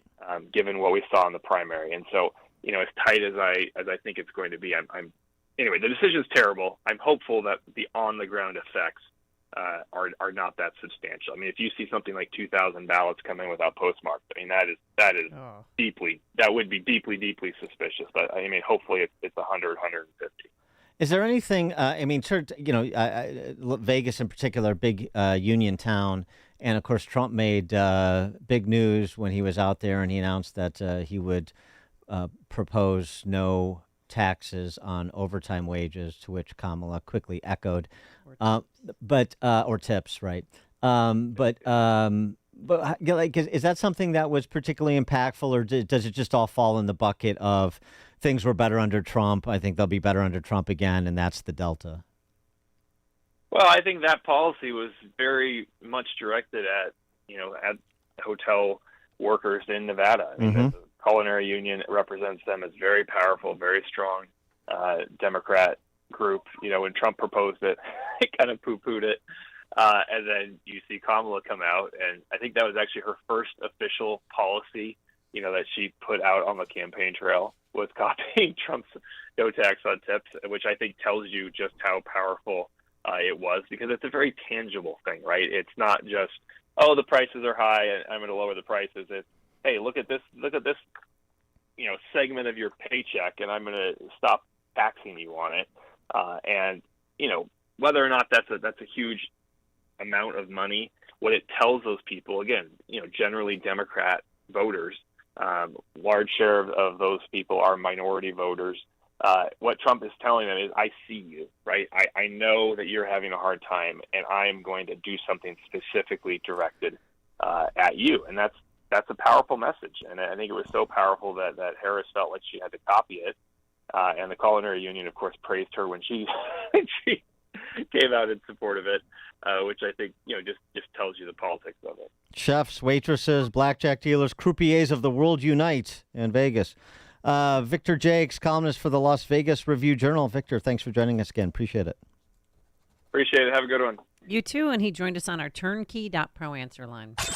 Before you see it on TV, share it on Facebook, or read about it in the paper, hear it here first. This is Chicago's Morning Answer on AM 560. The Answer. This is Hugh Hewitt for townhall.com. Yes, the President of the United States, in fact, referred to Donald Trump's supporters as garbage. The only garbage I see floating out there is his supporters. And now it seems certain that that garbage line is, in fact, the election handle to which most people will hang on to for years and years to come. Many of you remember Senator Kerry's, I actually did vote for the $87 billion before I voted against it. Elections of the past are recalled by people via key lines like that. Years down the road, writers will still be penning paragraphs on President Biden's decision to speak on the vice president's big night and on that specific slander on Trump supporters. We just don't know what the impact will be of Joe Biden's unexpected cameo Monday night. We just know it will be part of every serious account of election 2024. As for you, the nation is at a crossroads. Your vote is your voice, and the nation needs to hear from you. Please be sure to vote. I'm Hugh Hewitt. Hey there, Styles Jenkins. I'm the creator of The Chosen, and I am so excited to share that the movie I've been trying to make for over 15 years, The Best Christmas Pageant Ever, is finally here. Nothing is more important than our annual Christmas pageant. The pageant is sacred. But this year... The Herbans are absolutely the worst kids in the history of the world. It might be the first Christmas pageant in history where Joseph and the wise men get in a fight. Now that's a pageant I'd actually like to see. Based on the classic book, The Best Christmas Pageant Ever is in theaters November 8th. Rated PG. Parental guidance suggested. Nothing is more important than our annual Christmas pageant. The pageant is sacred. But this year... The Herbans are absolutely the worst kids in the history of the world. This is gonna be a real disaster. From the creators of Jesus Revolution and directed by Dallas Jenkins, the creator of The Chosen, comes The Best Christmas Pageant Ever. A hilarious, feel-good Christmas classic in the making. Now that's a pageant I'd actually like to see. The Best Christmas Pageant Ever. In theaters November 8th. Rated PG. Parental guidance suggested. So right now may be the perfect time for you to rethink how you pay for health care. And here's why. This time of year is decision time for a lot of people, but it's also when you can join Medi-Share and save even more than usual. For many families, joining Medi-Share means saving about $500 a month, which is a game changer for a lot of people, obviously. But what's more, Medi-Share members like it a lot. Their satisfaction rate is 98%. Imagine that. And Medi-Share is a proven thing, too, for over 30 years. It's a Christian community of hundreds of thousands of people now. And here's the thing. If you join before November 15th and you mention the promo code SHARE, they'll waive your application fee, so you save even more right off the bat. I'll give you the number here in a second, but just call and you'll get a price within 2 minutes. And again, the deadline is November 15th. So call now. You'll save even more. Here's the number. 844-41-BIBLE. That's 844-41-BIBLE. 844-41-BIBLE. At Balance of Nature, the quality of our products always starts with TLC, tender, loving care. We start by ensuring that only the finest fruit and vegetable ingredients are selected for our supplements. We put our ingredients through an advanced vacuum cold process that removes their moisture. Then they're ground up into a fine powder, encapsulated, and voila! Our fruits and veggies supplements are made just for you with love. And our commitment to care doesn't end there. Our customer care team is here to provide assistance, ensuring that you have the support and guidance you need. It's the tender, loving care you can see, smell, taste, and feel with every delivery.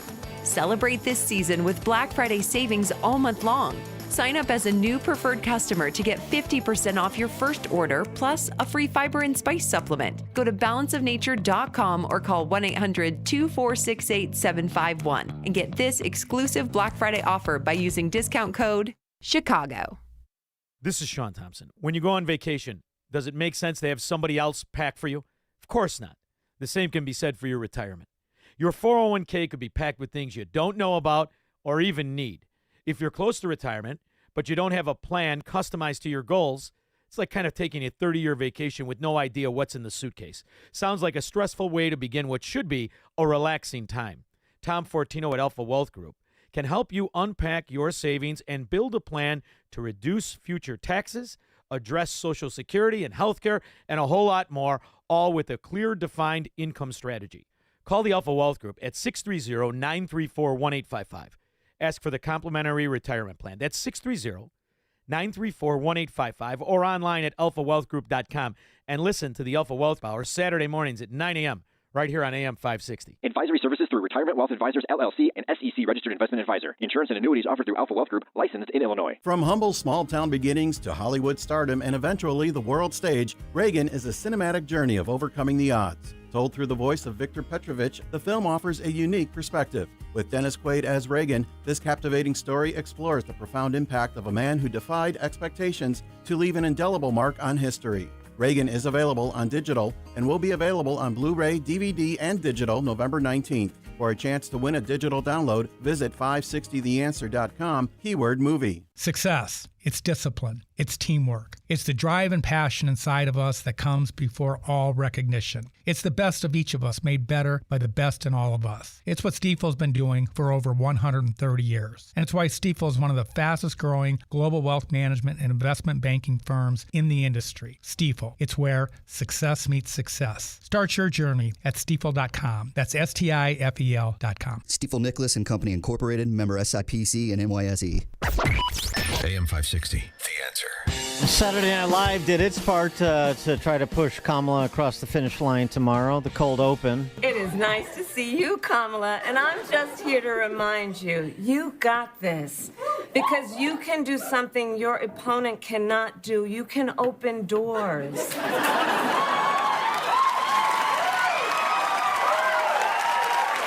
I see what you did there, like to a garbage truck, right? I don't really laugh like that, do I? A little bit.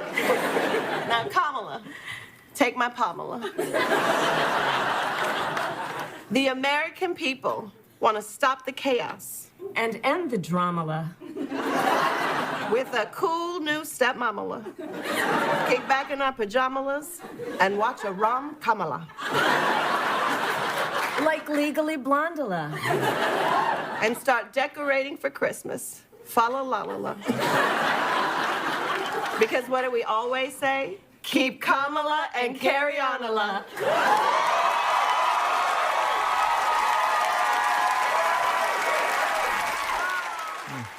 Couple of funts on Saturday Night Live. Well, I think SNL recognizing how lame she is, so they didn't challenge her with anything actually intellectual in that skit. But, oh, boy. They didn't give Trump a chance to go on either. Coming up at 8:38, we'll turn our attention to the Keystone State. Check in with Guy Shiraki, GOP strategist and writer for Real Clear Politics, out that way. Which way will the Keystone State go? 8:38. But first, we have to stop by that newsroom once again. Here's Mike Scott. Still gray, still rainy. 8:32. We got some breaking news and some good news for drivers on westbound I-80. They've finally updated and rolled over that semi-truck and pulled it out of your way. They have reopened I-80 westbound after being shut down for all of the morning rush between I-55 and the Minooka interchange. That semi is out of your way, but delays do remain on westbound I-80, even though that accident is now out of your way. In other news, it is Election Day Eve. Vice President Harris and former President Trump making closing arguments to voters today. Trump rallying in Pennsylvania and North Carolina. Harris had multiple events on the schedule in Pennsylvania. In Georgia, the latest New York Times Siena College poll shows Kamala Harris up 1 percentage point among likely voters. Fox's Madison Allworth is in Cobb County, Georgia. Republicans are poised to have the final word with Georgia. Former President Trump was in the state last night, speaking in Macon to an amphitheater of 12,000 people. He urged them to get out and vote so that he wouldn't lose by 12,000 votes like he did in 2020. Trump tried to attract traditional Democratic voters in Bibb County that are facing economic struggles. The county has a poverty rate 10% above the state average, and there are votes up for grabs. In Bibb County, early voter turnout was 45% compared to the statewide average of 55%. Residents we spoke to who hadn't voted, they say they do plan to vote on Election Day. There are already legal challenges playing out in Georgia as well. The RNC and the Georgia GOP had sued 7 counties over their decision to keep election offices open over the weekend for absentee ballots after early voting had already ended. Donald Trump ads that were shown during NBC's NASCAR and NFL coverage yesterday are connected to Vice President Harris's surprise Saturday Night Live appearance. On Sunday, the FCC called Harris showing up on SNL a clear and blatant effort to evade the FCC's equal time rule.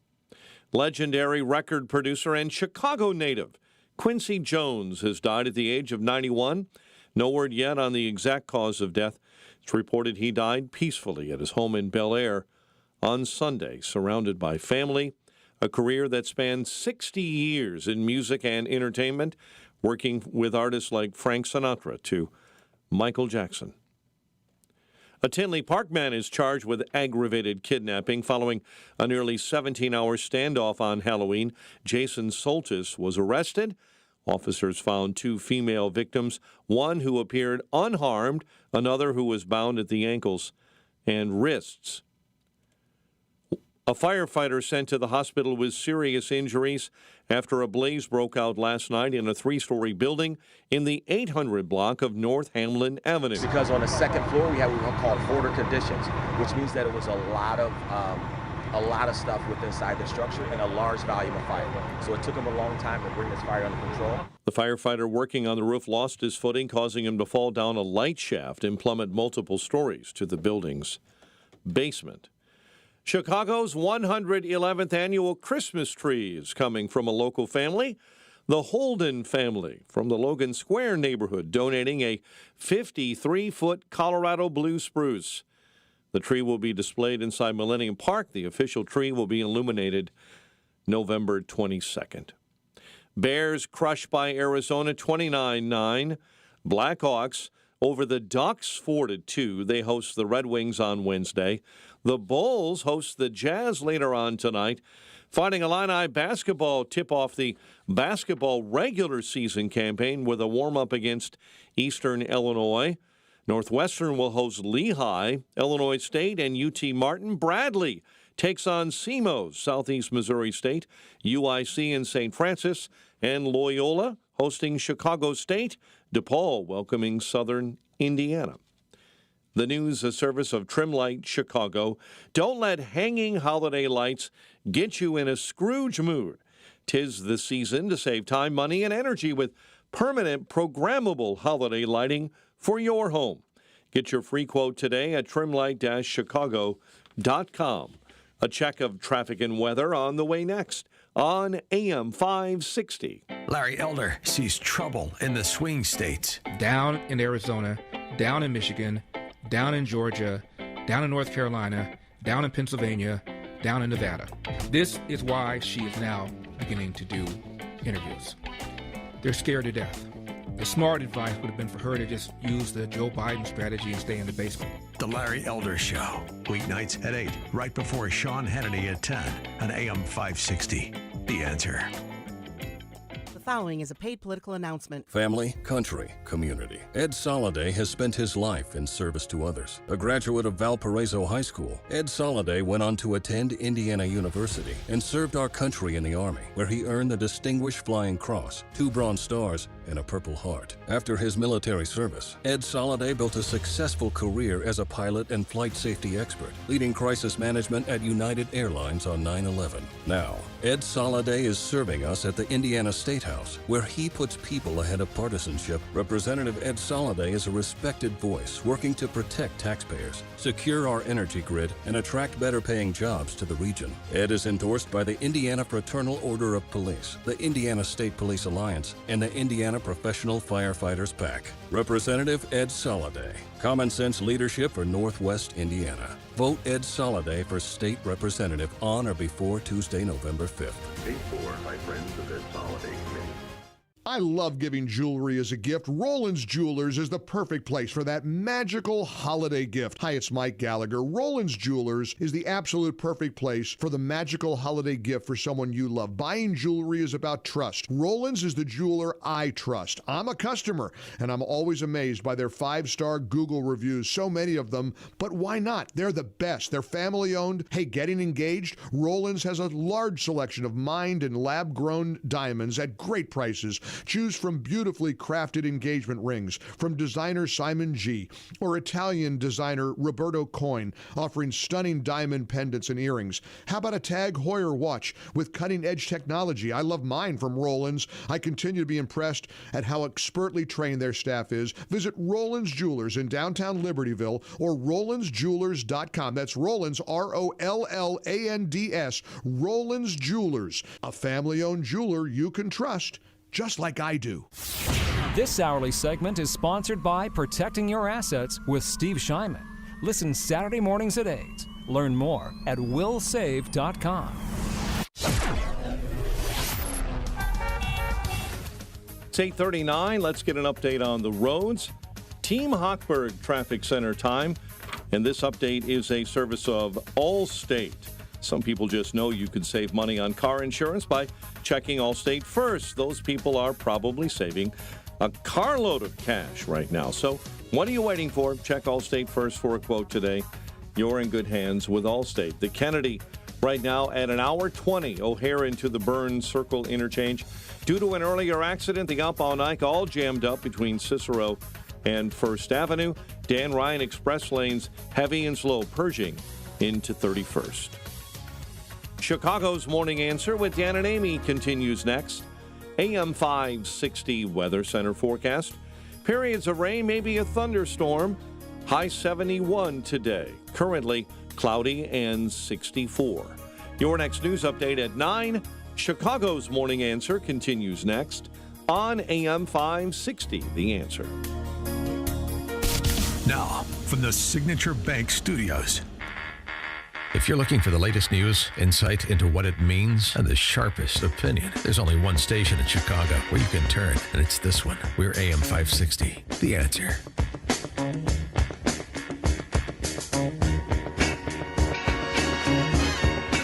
Top of the morning, Dan and Amy. Don't fall in love with Senator Slingblade too quickly, as I cautioned when he broke from his anti-Semitic Democrat colleagues to say, yeah, we should support our chief ally in the Middle East, that would be the state of Israel, in the wake of the Hamas terrorist attack and some other things.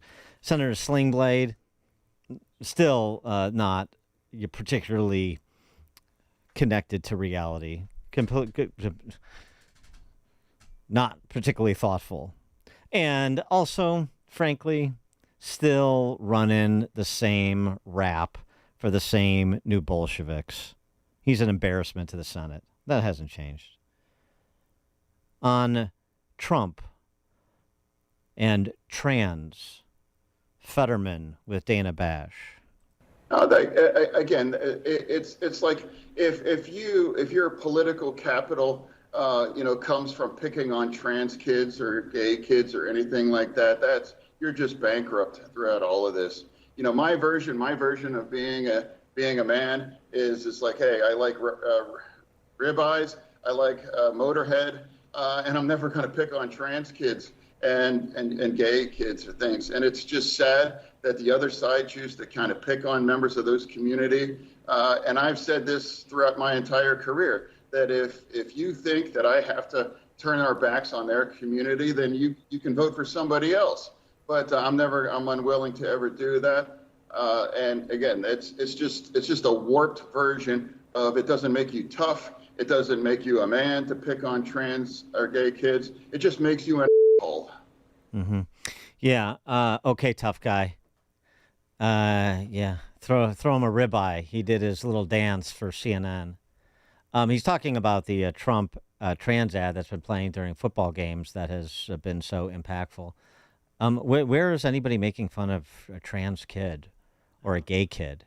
It features Kamala, in her own words, talking about taxpayer financing of gender reassignment surgeries for adult prisoners in the California penal system. Who are murderers. Yeah.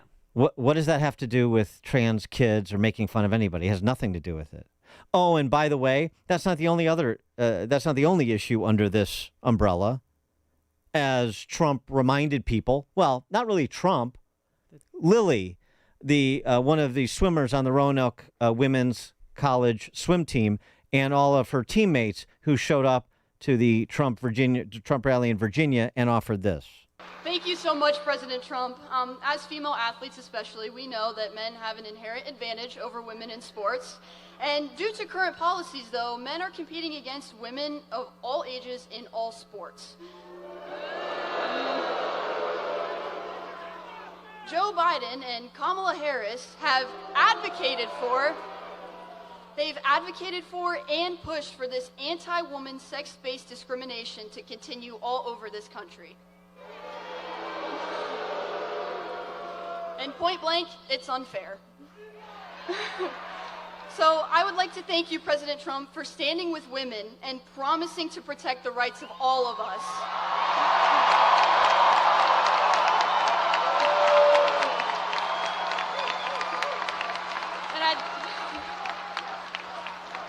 We are so lucky to have a leader like Donald Trump with common sense who knows what a strong woman is and will fight for generations of girls to come. Thank you so much, and God bless America.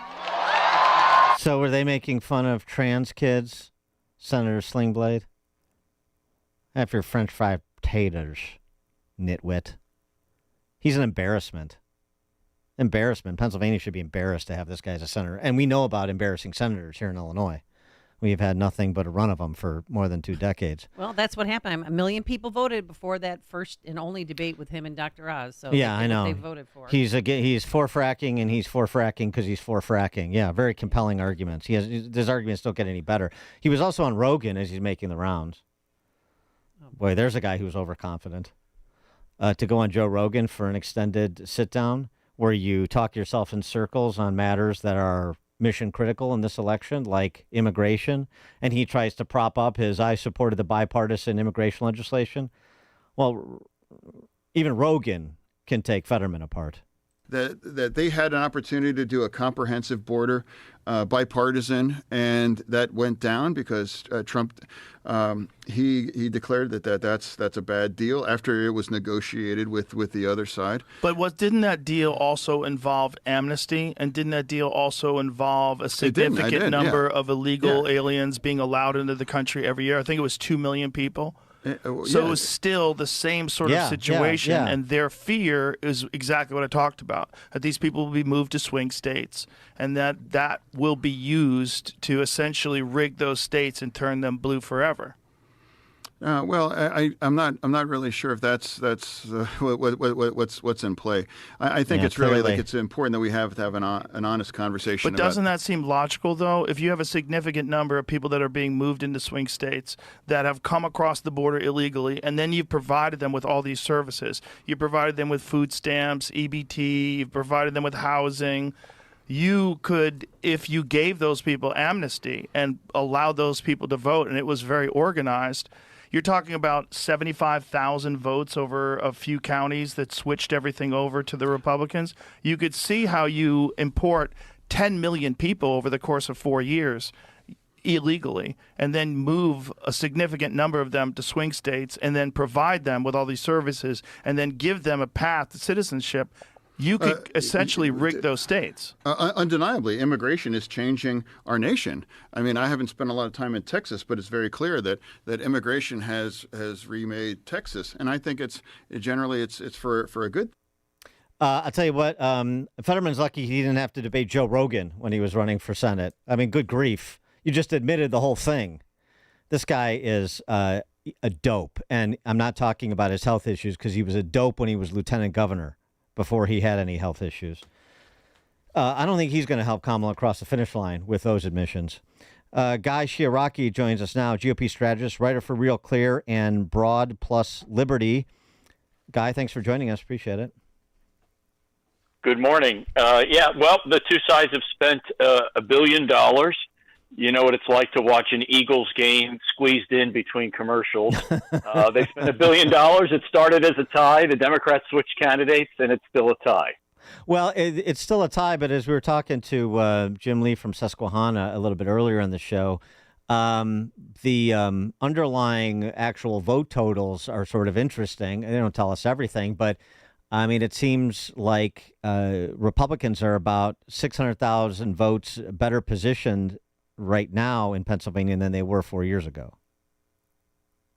Yeah, no doubt. I mean, one of the challenges for a state like ours that just started doing mail-in voting is that it began in 2020. And so 2020 was such a bizarre election for a lot of reasons, which we could talk about another time. But Joe Biden was ahead by 1.4 million votes before the first Election Day vote was counted. Trump carried Election Day by 1.3 million. Mm-hmm. Nobody expects those kind of swings. Everybody believes the Republicans will win Election Day, just like your earlier guest said about Nevada. The Republicans will win Election Day. The question is, have the Democrats built up enough of a need? And the way I've seen it is, every time one of the sides talks about a benchmark, they sort of meet the benchmark, but they don't clearly fall short or clearly exceed it. Democrats wanted to be ahead of Republicans by 400,000 votes in early voting. They're ahead by about 400,000. But the Republicans wanted to keep the ratio of Democrats to Republicans to only 2-1. Last time it was 5-1. It's sitting at 2-1. So both sides have hit what they said was their metric. So to me, it comes back to Election Day. I'd still rather be Trump because Trump's going to grow in Philadelphia, in the city. He's going to grow in rural Pennsylvania. She's putting all her eggs in the suburban basket, and I don't know that she can make it up. Look, I go back to the summer. When they kicked out Joe Biden and put in Harris, I told Philadelphia media and national media, that was a wonderful national strategy. It was a horrible Pennsylvania strategy. They got rid of Scranton Joe. Yeah. They got rid of Philadelphia Joe, and they gave us San Francisco Kamala. I don't know that they've ever been able to recover from that. And in a state that's decided by a point, Trump probably ekes it out. Well, what if she would have made a smarter decision and chose Governor Shapiro instead of Tim Walz? Yeah, it's interesting because Walz was supposed to help her because, you know, he's a hunting guy and he's a regular guy and he's a football guy. Yeah. And you don't see Tim Walz in Pennsylvania much. I think they've relegated him to campaigning in Minnesota or God knows where because he's really not a presence in Pennsylvania. Yeah, we'll never know what would have happened because with Shapiro being Jewish and sort of proud of his faith and for Israel's right to defend itself, you know, she might have gained votes in Pennsylvania, but she might have lost them nationally. So I don't know how it would have played out. What I know is that Walz was a huge swing and a half. And she's really left herself trying to win votes in suburbia. If it works, she's going to carry Pennsylvania, but she's also going to change the way Democrats campaign here. I think Democrats will write off the city and just focus on suburban voters. And it's where they seem most comfortable. They don't seem comfortable in neighborhoods. They seem comfortable out talking to suburban voters. And in a state like Pennsylvania, that's writing off a heck of a lot of working class, blue collar, energy voters and people who build things for a living.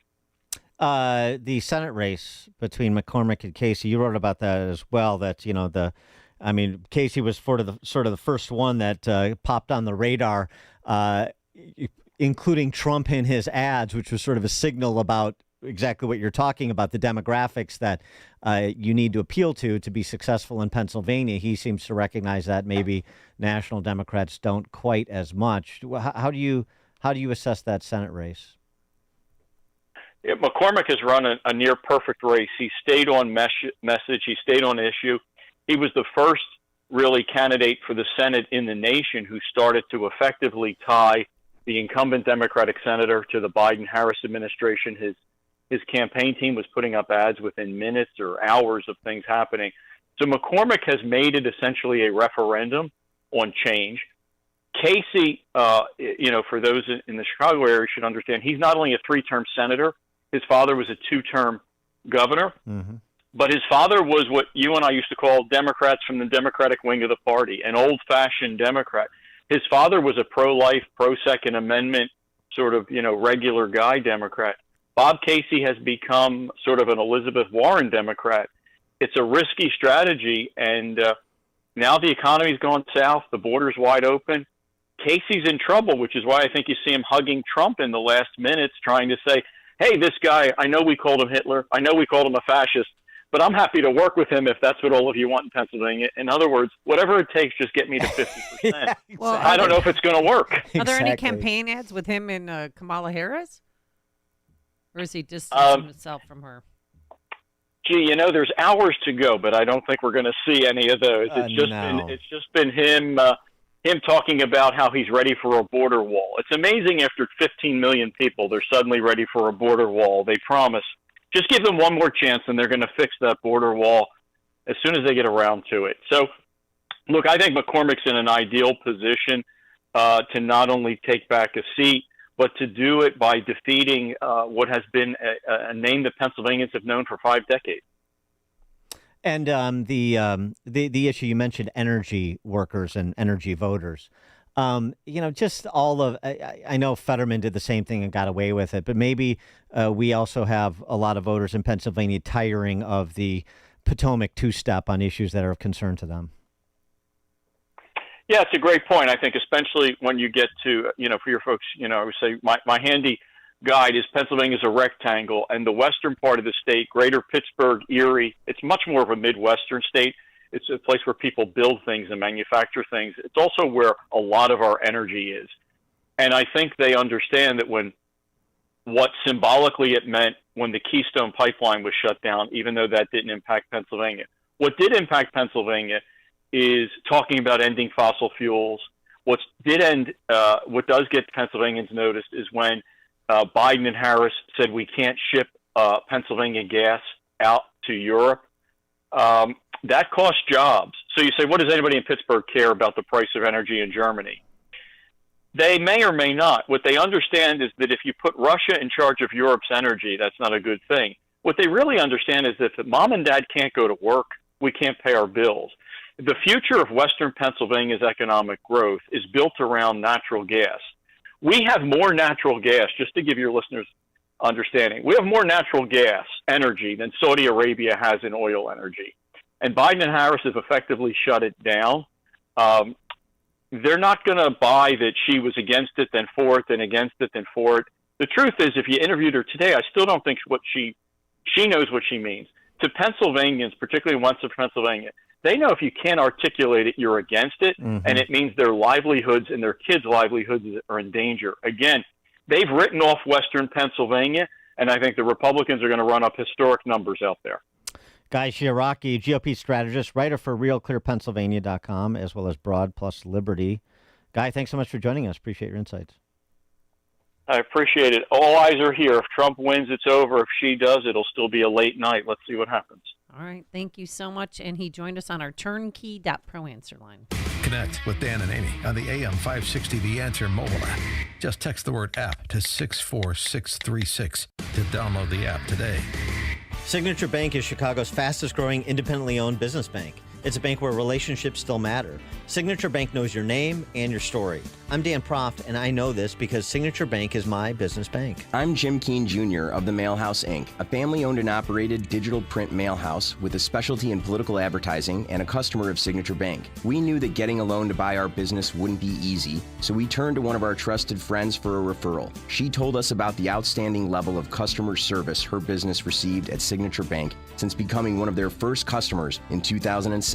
Today, we couldn't be happier. Not only did Signature help us finance the purchase of the mail house, but they supported our growth as we modernized our operations in mailing as well as from traditional to digital printing. If you're looking for a great bank to grow your business, take a look at Signature Bank. Signature Bank is looking for their next success story. To learn more about turning your business vision into reality, visit signaturebank.bank. Signature Bank, helping local businesses succeed. Member FDIC, Equal Housing Lender.